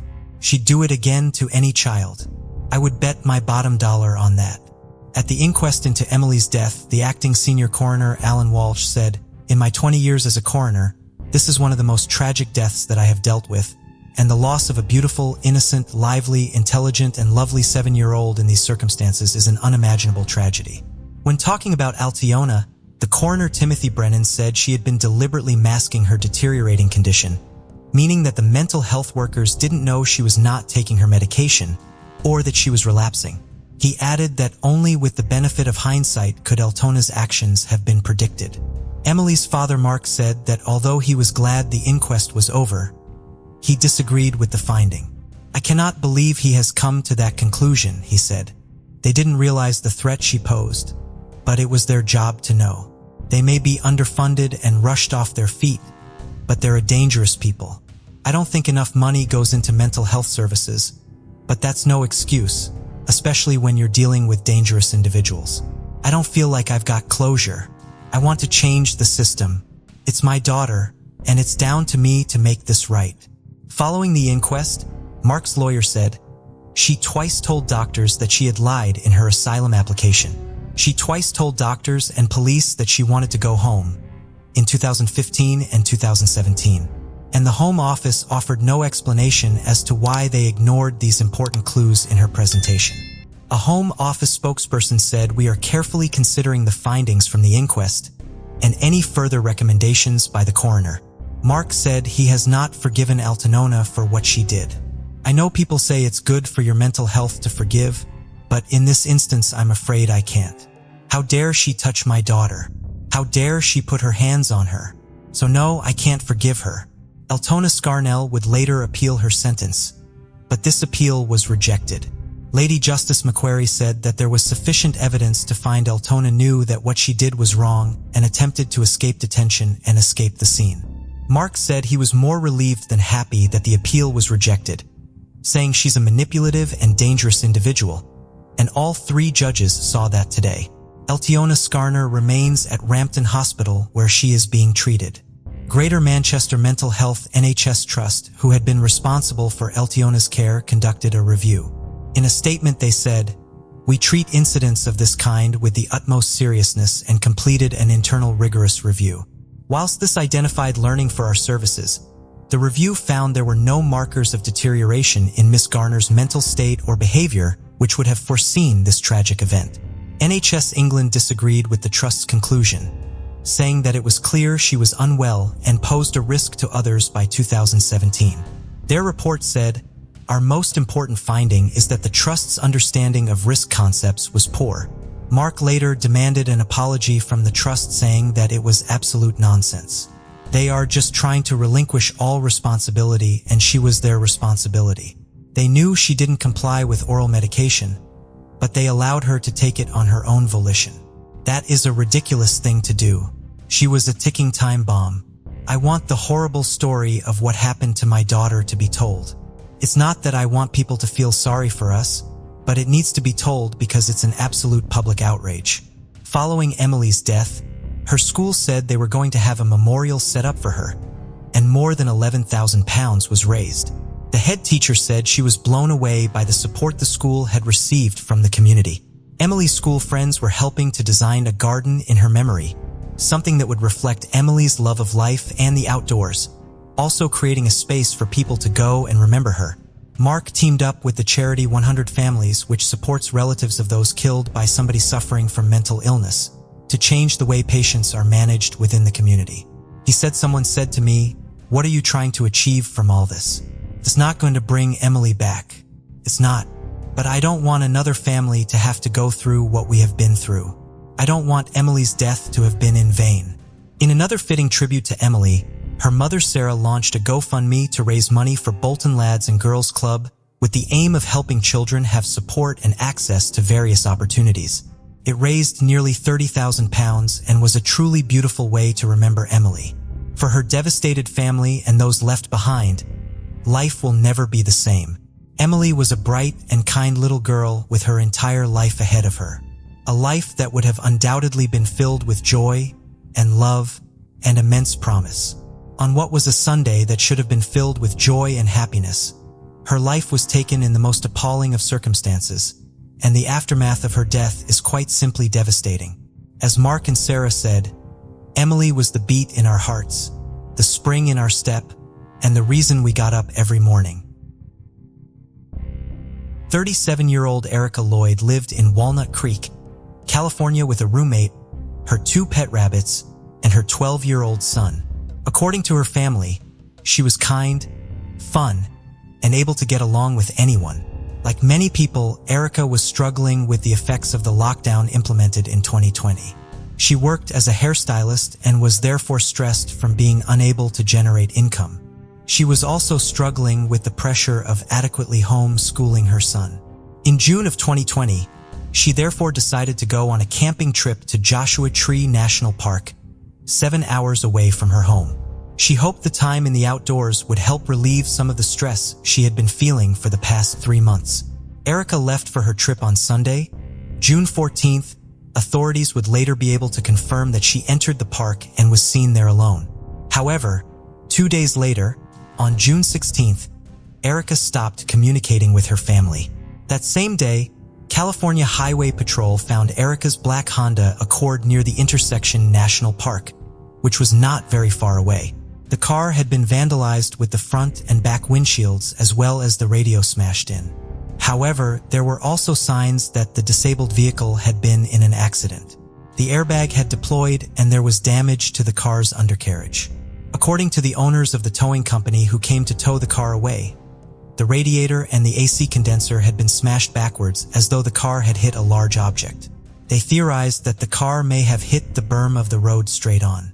The San Bernardino County Sheriff's does not believe that there were any signs of foul play at the scene where the car was found. A massive air and ground search was launched for Erica. All-terrain vehicles and search dogs were brought in. Erica's camping equipment was at a campsite at the Jumbo Rocks campground. Cave and mine expert Doug Billings has volunteered his services to the effort. In 2014, Billings helped locate the body of a 19-year-old named Aaron Corwin in a mine not far from Joshua Tree. In addition to searching for Erica, he is keeping meticulous track of what areas have been searched for her. During the course of his investigation, Billings found a witness who saw a woman matching Erica's description walking along Highway 62 with another person a week after her disappearance. But this sighting has not been confirmed to be of Erica. It is conceivable that Erica could have walked to Highway 62 looking for help after her car was damaged and the wrong individual stopped to help her. Her family is also concerned that she may have become disoriented or suffered memory loss after suffering the impact of the airbag deploying during the accident. If she wandered off in a state of confusion, it could have been difficult for her to find her way back to the road. As of the end of July 2020, they held on to the possibility that someone may have found Erica, still confused and disoriented, and taken her in. Erica's parents live in Maryland but have traveled to California twice since Erica vanished to help look for her. They are appreciative of the kindness the local community has shown them and their willingness to talk about the case and put up the flyers they have been distributing in the windows of their businesses. Erica's son misses his mother and regularly asks his grandparents about their efforts, making sure they are still making phone calls and talking to people about his mom in hopes that she will be found. Dietrich Foster could seemingly make friends with just about anyone he met. He was outgoing and compassionate and therefore had a wide and diverse group of friends. He was quick to help out his family and friends, particularly when he could do so by cooking or baking for them. He was a joy to be around and loved to make others laugh. He was a good listener who was always there for people who needed to talk, but also a very clear communicator who could easily express himself about the things he was passionate about. Dietrich had previously worked as a corrections officer and was able to combine his love of travel with his career history and worked mainly as a traveling crisis or tactical private security officer. In 2020, he, like many people, was in between jobs because of virus-related shutdowns and travel restrictions. He had found a new position at FedEx and was due to start work there in April. While Dietrich loved his whole family, his two daughters, ages 5 and 13, were the center of his world. He and their mother, Jordan, were divorced but maintained a good relationship. Jordan and the girls lived in Kansas City, whereas Dietrich lived in Independence, Kansas, but he was still an active part of their lives. Jordan last heard from Dietrich on April 4, 2020. He called to tell her that his prepaid cell phone would be shut off in the next few days, but he would have a new phone soon. This was a perfectly normal conversation as Dietrich and Jordan spoke on the phone regularly, and he was always sure to let someone know where he would be or how to contact him. Jordan was concerned, therefore, when her normal communications with her ex-husband did not resume after a few days. She became alarmed, however, when he did not call her on Mother's Day. May 10th, Dietrich would call Jordan, his twin sister, and his mother every Mother's Day without fail. He was very close with his mother, so even if he had to skip the other two calls for some reason, nothing could have stopped him from calling her. While all of the people Dietrich was close to had been concerned by the fact that they were not hearing from him, no one realized that no one had heard from him until Mother's Day when they began reaching out to each other when he failed to make his customary calls. While Dietrich would see his loved ones when he could, they were spread out. Most of his family lived in Parsons, Kansas while he was in Independence, and Jordan and the girls were in Kansas City. This meant that his family and friends were not necessarily alarmed when they had not seen him in person in a few weeks. The family then went to the police in Independence to report Dietrich missing. The police have identified the last known sighting of Dietrich as being in Independence on April 12th. Dietrich's family distributed and hung flyers throughout the area with Dietrich's picture and information. However, many of the flyers hung in Independence were removed, leading to concerns that someone in the town may have been connected to his disappearance, but no motive for anyone to want to harm Dietrich has been identified. The Independence Police Department has not been able to publicly speak about their investigation due to its ongoing nature, but say that it is a top priority. Dietrich's family believes that they are working hard on the case and appreciate their efforts. Since he disappeared, Dietrich has missed both of his daughter's birthdays and his twin sister's 38th birthday. In addition to his traditional calls on Mother's Day, he missed his normal call to his father on Father's Day. Of course, it is emotionally painful, especially given that Father's Day was Sunday and I couldn't get a call from him and his daughters couldn't call him. His father, Philip Townsend, told the Parsons Sun in June, "It's taxing in that nature. Anytime you can't get closure to something. That void, it's just there. Someone knows something. My great day will be them getting closure to this." Dietrich knows that his family loves him. 29-year-old Lauren Diolo lived in Cape Coral, Florida, where she shared an apartment with her boyfriend, Gabriel, on Coronado Parkway. Gabriel would be the last known person to see her, and the apartment would be the last place she would be seen. According to Gabriel, Lauren was still sleeping when he left for work shortly after 6 a.m. on Friday, June 19, 2020. When he returned home that evening, Lauren was not in the apartment, but her cell phone was. She would not leave home without it. Gabriel then called Lauren's father, Paul, in California to tell him Lauren was not at home as expected. Paul was immediately concerned, and his worry increased throughout the weekend. On Sunday, 21st, Lauren did not call him for Father's Day, which was something she had previously never failed to do. Gabriel reported her missing that day, although her case was not assigned until Wednesday, 24th, due to a clerical error. When the formal investigation began and police realized the circumstances of the case, Lauren was reclassified from a missing adult to a missing endangered adult. Lauren's family did not wait for police involvement to look for her. Her father flew in from California, and her sister and mother went to Lauren's apartment from their homes in Florida. They began physically searching for Lauren, going door to door asking for information and distributing flyers.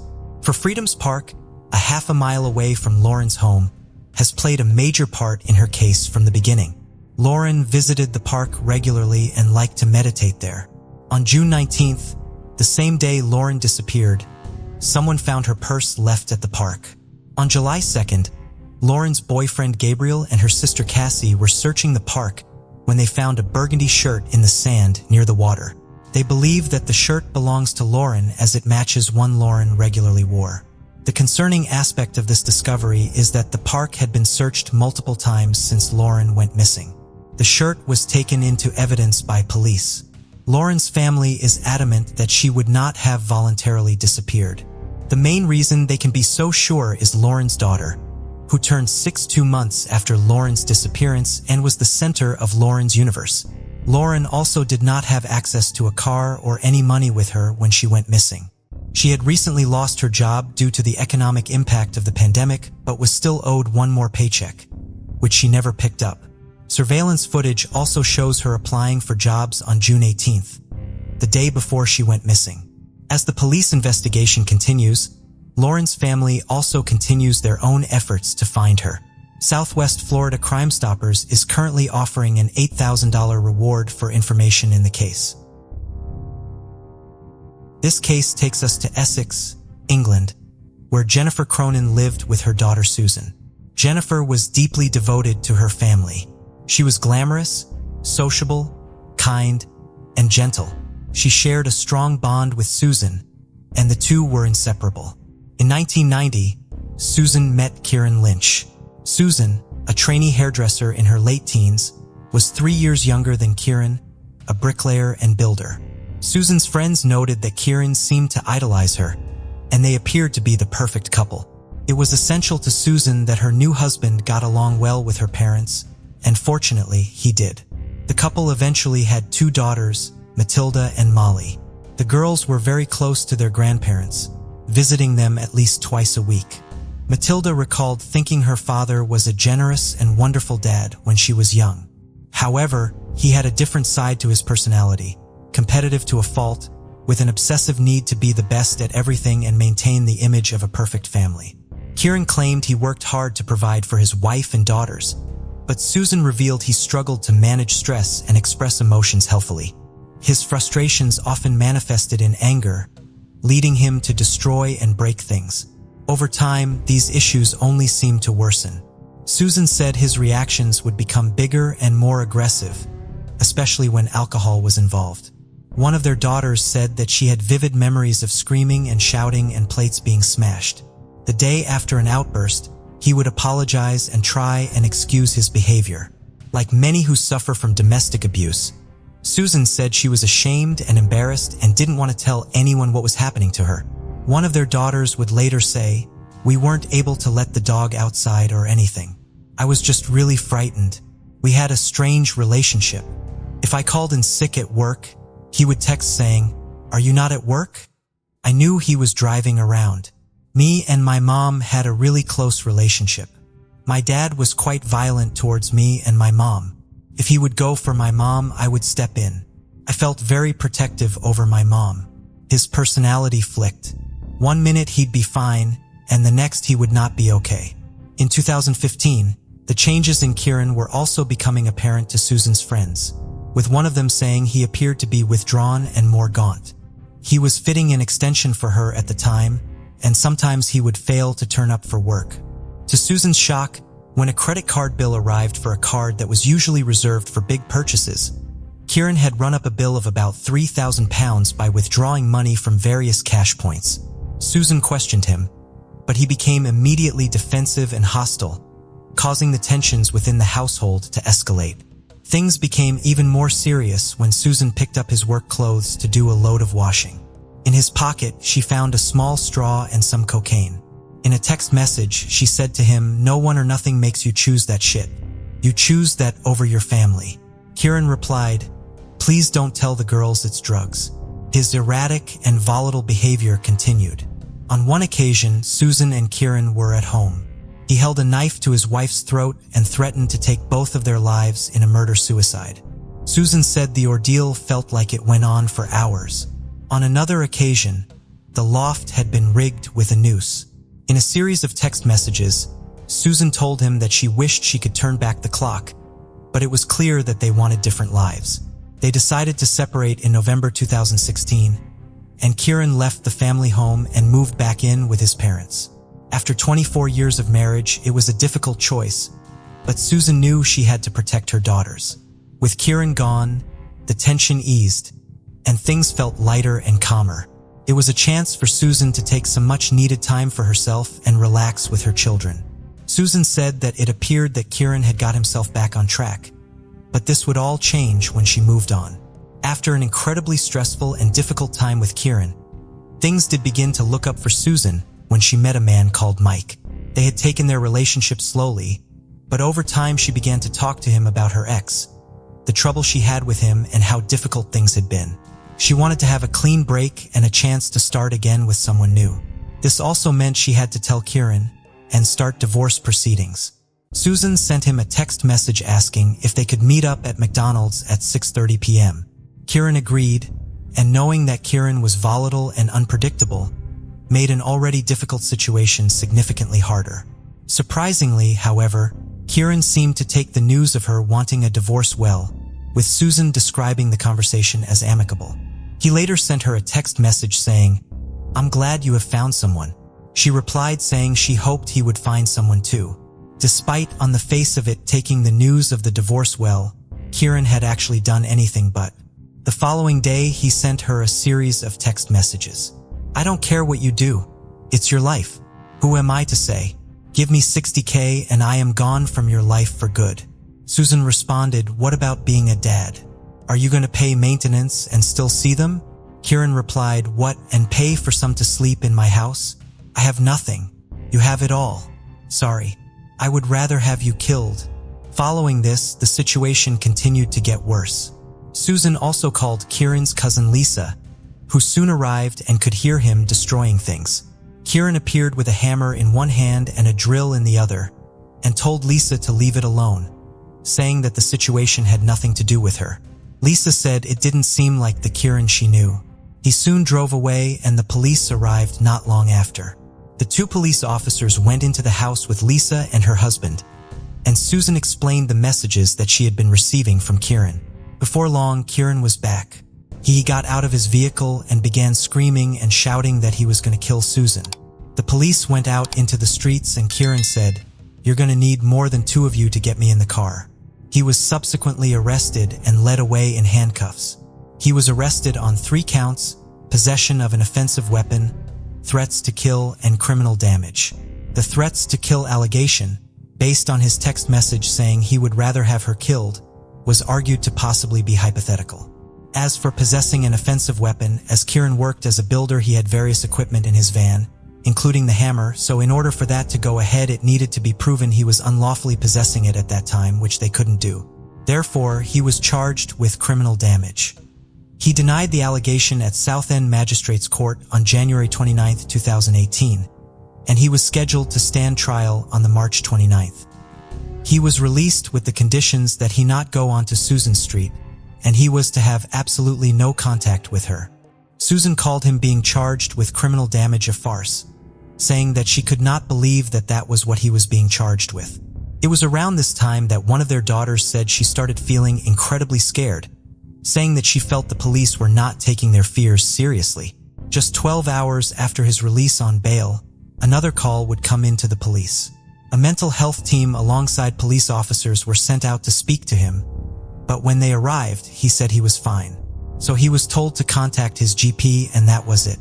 Despite the conditions of his bail very clearly saying he was to have no contact with Susan at all, he paid no attention to this. He called her and turned up at her house, leaving her incredibly fearful as to what he might do next. He lied to people and said that Mike, Susan's partner, had been sending him gloating messages about his love life with Susan. He also sent what initially appeared to be a series of random letters and numbers to his daughter. When she asked what it was, he said it was the registration number of Mike's vehicle. She asked why he was sending it to her, and he replied, "He needs to speak with me." Okay. Tell her and her boyfriend. The incessant messages to Susan continued, "You and the girls have everything. I will always have my memories. Have you forgot not money, I suppose? Thanks for everything. A true lady. Enjoy." It was absolutely terrifying for Susan, and frightening for her to even have her children at home alone. He would make 80 calls a day and refuse to stop contact. As he failed to adhere to the conditions of his bail, Susan contacted the police again. Susan's mother, Jennifer, also became frightened and asked her daughter if she had been to her house on Boyce Green and used the hose to add more water to her pond. Susan hadn't. She believed it was Kieran, doing it as a way of taunting them by showing them how close he could get. The March 7th, 2018, Mike phoned Susan, saying he could see a man going into their garage. He then headed upstairs to look at him out of the bedroom window, whilst trying to stay hidden behind a curtain. He could see a silver van parked in the driveway, and Susan asked him to read out the registration number, and then begged him to stay inside. The van then drove off. About 10 minutes later, Mike went into the kitchen and there was no electricity. The police later arrived and it was discovered that the electric had been cut. Kieran sent gloating texts saying, "I hope your day has been great, honey," with 3 kissing emojis. Kieran's harassment continued to escalate and he would call Susan incessantly, refusing to move on. The police still hadn't acted even though they had said they would arrest him. Detective Superintendent Stephen Jennings, the lead for stalking and harassment for Essex Police, who was not involved in the case but spoke about it in a documentary, would later say that as the police received hundreds of calls per day and no direct threats of violence had been made, it was deemed that there was not much risk to Susan, so staff were not deployed. He would add that in hindsight there was a failure to see this for what it was, stalking. Susan said, "Each time I called, someone came to take a statement. It would take hours. They would promise they'd get it sorted and then nothing ever came of it. Each time I called, it was as if it was an entirely new case." So the police never put a full picture together of how badly things were escalating. Basic things like filling in a form to record the presence of children in the home, which should have prioritized our case and had it escalated to a more serious level, wasn't done. On March 11th, Kieran made an internet search for the most flammable liquids. The following day, Susan's house phone rang, with one of her daughters answering it. It was Kieran. His daughter said the police were out looking for him, and his response was to laugh. He then, for the first time, extended the threats to his child by telling her he would her up. Kieran was added as wanted to the police national computer. Officers were dispatched to try and find him, so the first place they tried was his address at Tukes Road in Canby, but he wasn't there. As the search for him continued, it was advised that their daughters should not stay at the house, so one went to a friend's house and another went to Jennifer's. Jennifer and her granddaughter watched television together before heading to bed. When the lights in the house were turned off, the phone immediately began to ring. Susan's daughter called the police before calling her mom. She was terrified that Kieran was outside. She said he was in the garden and she didn't want to get up. Jennifer had become so terrified she had locked herself in the bedroom. Susan called the police at 1:50 a.m. Susan's daughter also called the police again, and she was advised to unplug the phones from the sockets. Despite the threats being made, The police said they did not have the manpower to send a unit out. But the threats just didn't stop. Kieran's texts were still abusive and cruel, referencing Susan's late father. "Thanks, you bitch. Hope you see your dad soon. Kiss." At 4:10 a.m., he sent her another text message, which was just a single kiss. Over a 24-hour period, the police had been called 6 times. The March 13th, 2018. That morning, one of the couple's daughters woke up to a text message. It was from her father, Kieran. It read, "I love you no matter what they say. Kiss." She didn't reply. Also that morning, the police had reassessed the case and it was downgraded from high risk to medium risk. Medium risk means that there may still be a risk of serious harm, but that it might not be imminent. Jennifer had locked herself in her bedroom because of how terrified she was of Kieran. Her granddaughter, who would spend the night with her, left the house, and Susan knew she needed to go round to be with her mom. She let herself in and locked the door behind her. Susan encouraged her to carry on with her day, adamant that she was not going to be bullied or allow her family to be bullied by a man who simply could not accept that their relationship was over. Jennifer and her dog headed out into the garden, and Susan watched them through the window as she made a cup of tea. Susan called Kieran's boss to try and find out if he knew where he was. He didn't. She then got a call from the police about their investigation. Then, without warning, at 10:48 a.m., Kieran turned up. Susan called 999. Kieran had been running with a knife as he screamed and shouted, swearing and being abusive as he ran towards Jennifer. His arm was on fire. He was also carrying a petrol can and threw liquid onto Jennifer's head, face, and back.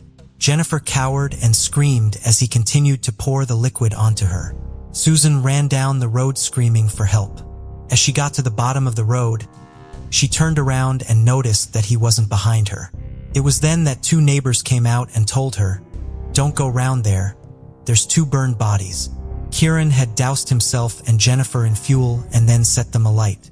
Susan immediately ran back to the house. Susan said she had no eyebrows, no eyelashes. All her hair was burnt off. Her hands were red raw, her face, everything was sort of black. Despite her horrific injuries, Jennifer was able to speak, telling her daughter how much she loved her and that she and her granddaughters were her world. Susan later said she wasn't going anywhere, that she was going to be all right. Kieran had also been seriously hurt, suffering major burns across his body, and he had ended up slumped against the wall in the garden. Susan described him as red raw and struggling to breathe. She said, "I realized he was sitting absolutely burned. I did get up and scream at him, at what he's done to me and the girls."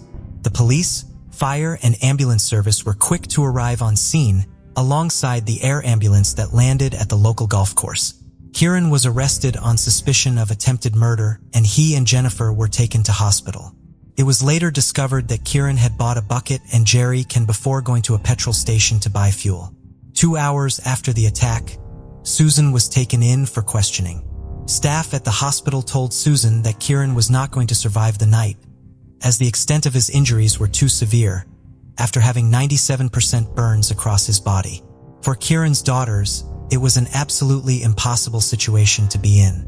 One of their daughters said that he was still her father, and she wanted to be able to say goodbye to him, tell him that she loved him, and that she wished it hadn't come to this. Kieran Lynch died that evening. A toxicology report found that he had both alcohol and cocaine in his system. Jennifer was taken to Broomfield Hospital's burns unit and was admitted into intensive care, with burns across 33% of her body. The burns were mostly on her upper torso and head.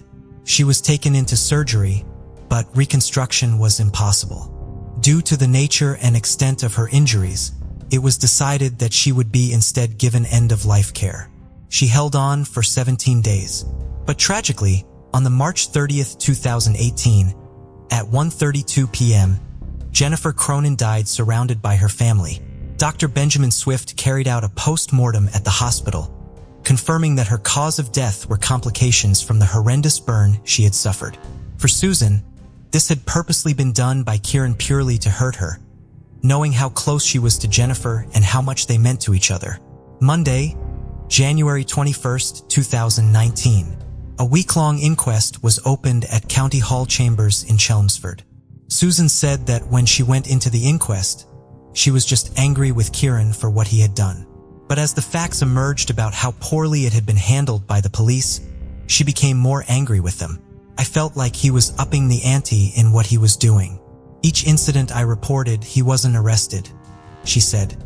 Susan's partner Mike also spoke about the stress and worry caused by Kieran's behavior. It was constant, a lot of verbal abuse, my name being brought into things. It was getting more and more stressful. It was scary because we knew of the mental state, we didn't know what he was capable of. The jury at the inquest concluded that Jennifer had been unlawfully killed and that Kieran had died by suicide. It also found that poor communication by the police had factored into it. Susan gave a statement saying, "We are very pleased with the results. It's been a horrific year, really, to be pushed from pillar to post, and we felt all along that we weren't being listened to and that things weren't being done as they should be, and now that result means we can see it in black and white. We tried our hardest to get them, the police, to sit up and take notice, but couldn't understand why nothing was being done. I would hope the police have learned from these mistakes.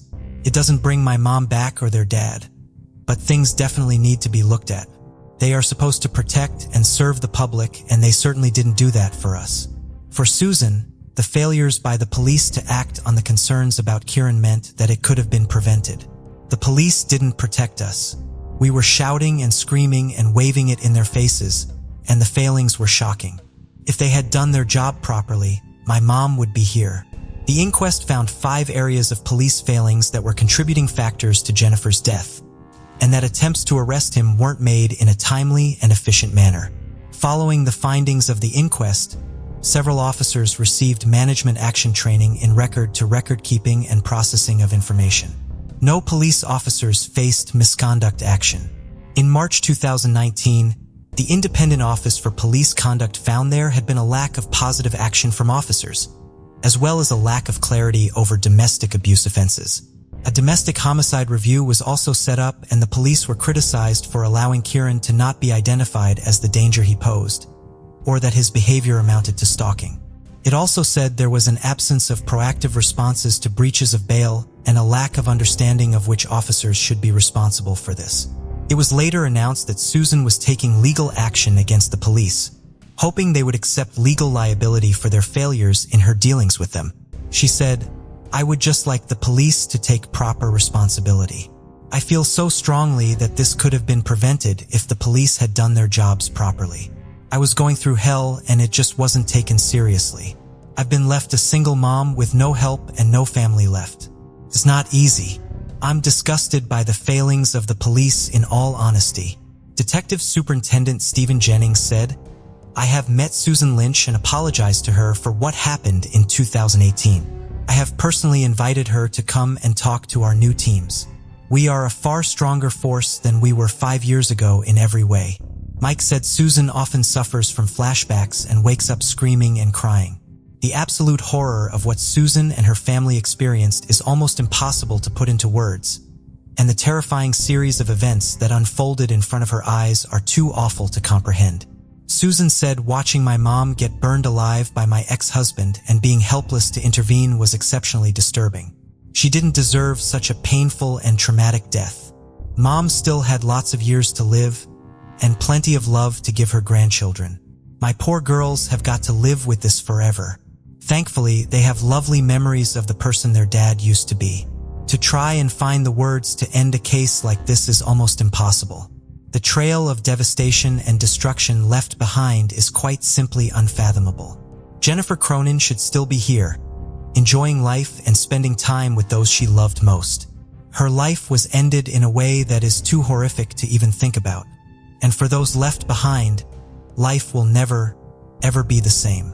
When we lose and when we love, we must hold on to those good memories and keep those happy times close and hope that with the passage of time, there will be an opportunity for healing. Robert Hutton grew up in Lancaster, California with his older sister, Edith. In 1971, Robert decided to embark on a cross-country adventure with Edith, her husband, and their newborn baby. They planned to live out of a pickup truck and find temporary work to support their travels along the way. The group eventually reached Colorado and Robert decided to stay there rather than continue on with his sister and brother-in-law. For a while, Robert remained in contact with his family, making collect calls to his parents back home. He ended up leaving Colorado, leading a transient lifestyle as he looked for work around the country.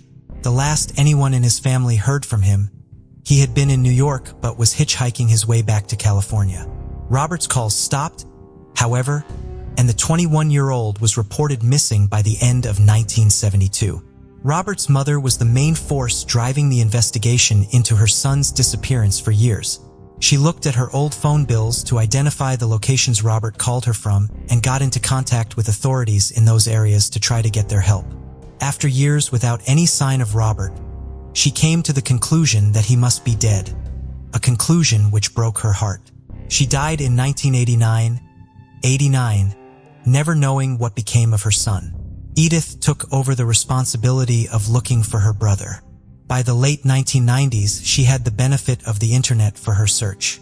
Using internet databases and online phone books, she found almost 400 individuals named Robert or Bob Hutton. She sent a homemade postcard to each one of them, explaining that she was searching for her brother and wondering if he was him. None of them were. Edith then began researching unidentified bodies found all across the country in case her mother had been correct and her brother had been killed. Eventually, she found 6 sets of unidentified remains she believed could have been Robert. She reached out to the law enforcement agencies handling each of the cases but only got one reply from Jason Moran, a detective with the Cook County Sheriff's Office. In October of 2011, Cook County Sheriff Thomas Dart announced that his office was launching a renewed effort to identify 8 young men killed by infamous serial killer John Wayne Gacy. Gacy was convicted of the murders of 33 young men and boys whose bodies were found on his property or in a nearby river, but only 25 of their identities were known. DNA samples had been taken from each of the unknown victims, and Sheriff Dart asked that relatives of men who disappeared in the 1970s submit their DNA for comparison. Robert had gone missing the same year as Gacy's first known killing and, as a young white male, was consistent with Gacy's other victims. Robert's path from New York to California was unknown, so the possibility that he had passed through Chicago on his way could not be dismissed. He also often supported himself by working in construction, and one of the ruses Gacy used to get young men to come to his house was to offer them work with his construction company, BDM Contractors. Based on these facts, Detective Moran did follow up on the possibility that Robert was one of his unidentified victims.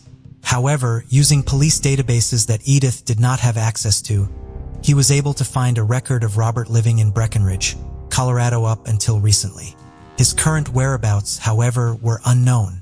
Since this information eliminated Robert as one of the unidentified young men, it should have ended Detective Moran's involvement in his disappearance.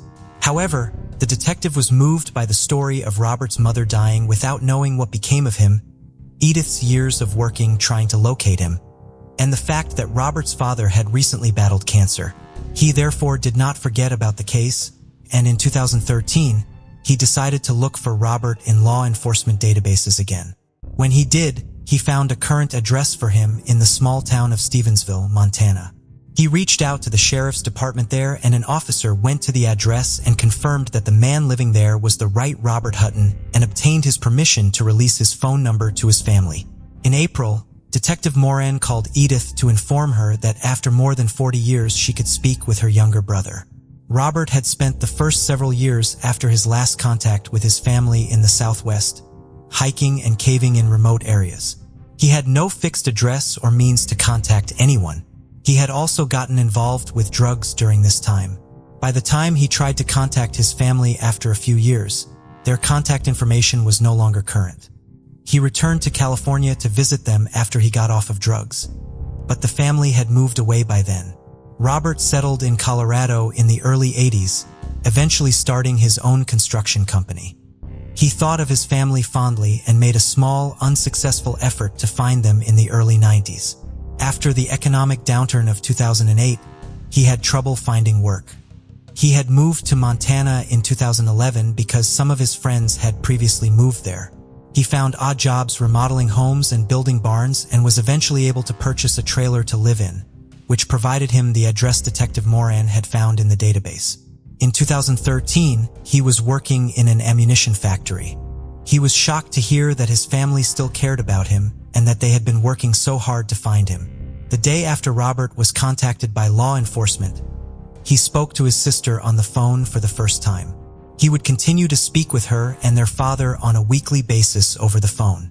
Due to financial constraints on both of their parts, Edith and Robert were not immediately able to see each other in person. However, their father and stepmother were able to travel to Montana twice in 2013 to see Robert.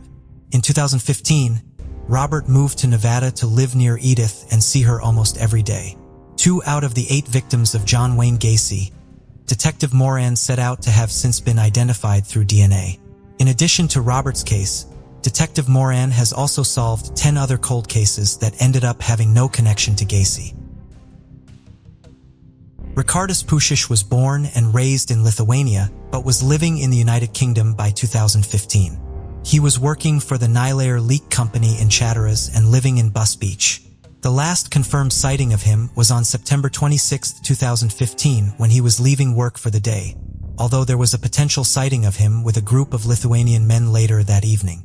Ricardus failed to show when he was due back at work on the 28th, which was out of character.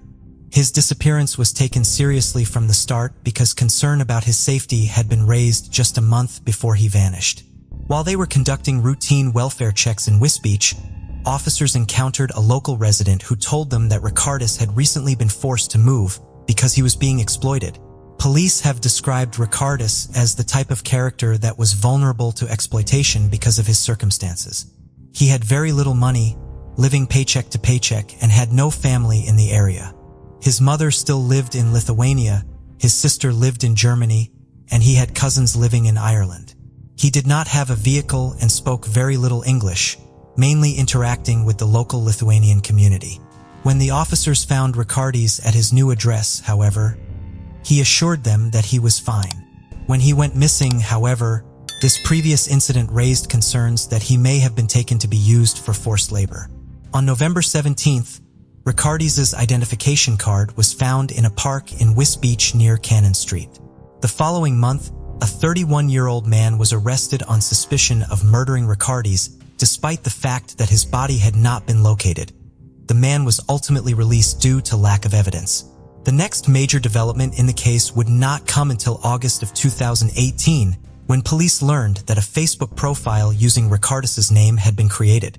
His relatives confirmed that the pictures on the profile were of Ricardus, although it was unclear when they were taken. They also tried contacting the person who made the profile, but they would only rarely get replies to their messages. When they did get responses, they would come long after their initial message and were generally very vague. One cousin did say that they received a message from the account that contained details about their last meeting with Ricardus that only Ricardus would have known. Police also tried to make contact through their profile, but all of their messages went unanswered. They could not reach anyone using the phone number associated with the account or trace its owner. They tried to trace where the account was being accessed but could not pinpoint an exact location, although the account appeared to be accessed in the greater Wisbeach area. The existence of the Facebook profile and the possibility that Ricardus was still alive was not announced to the public for over a year out of concerns for Ricardus' safety. In November of 2019, it was made public as part of a renewed appeal for information in the case. When launching the appeal, Detective Chief Inspector Adam Gallup said that despite the Facebook profile, the disappearance was unlikely to be a case of deliberate absence, and that while Ricardus may still be alive and being exploited for labor, the case was still being treated as a murder investigation. In the following weeks, potential sightings of Ricardus in the Wisbeach and Kings Lynn areas were called in, but Ricardus remained missing. In late June of 2020, police received new information in the case, and on July 1st, 5 years after he disappeared, Ricardus was finally found during a search of a wooded area in Harecraft Road. He had been living amongst the undergrowth in a primitive shelter which kept him well hidden and had not interacted with any other person in quite a while. Police did not immediately announce that Ricardus had been found, again out of concern for his safety. In the statement they ultimately released on August 3rd, the Cambridgeshire Constabulary announced that we now believe Ricardus made the decision to run away as he had been the victim of a crime, having previously been subject to exploitation. Given these circumstances, they waited a month to make the announcement so that they could be sure that the safeguards needed to keep Ricardus protected were in place. They are also helping him find resources to cope with the stresses associated with living under such difficult circumstances, away from contact, for so long. An investigation into who may have exploited Ricardus, potentially for forced labor, has been launched. Thank you for joining us on this journey into the depths of unsolved mysteries. Cold cases not only challenge our understanding of the past, but also ignite our curiosity and determination for answers. Remember to subscribe to stay updated on our latest investigations. And if you have any information regarding the cases we've covered, don't hesitate to reach out. Together, we can shed light on the shadows of the past and bring closure to those who seek it. Until next time, stay vigilant, stay curious, and never stop seeking the truth.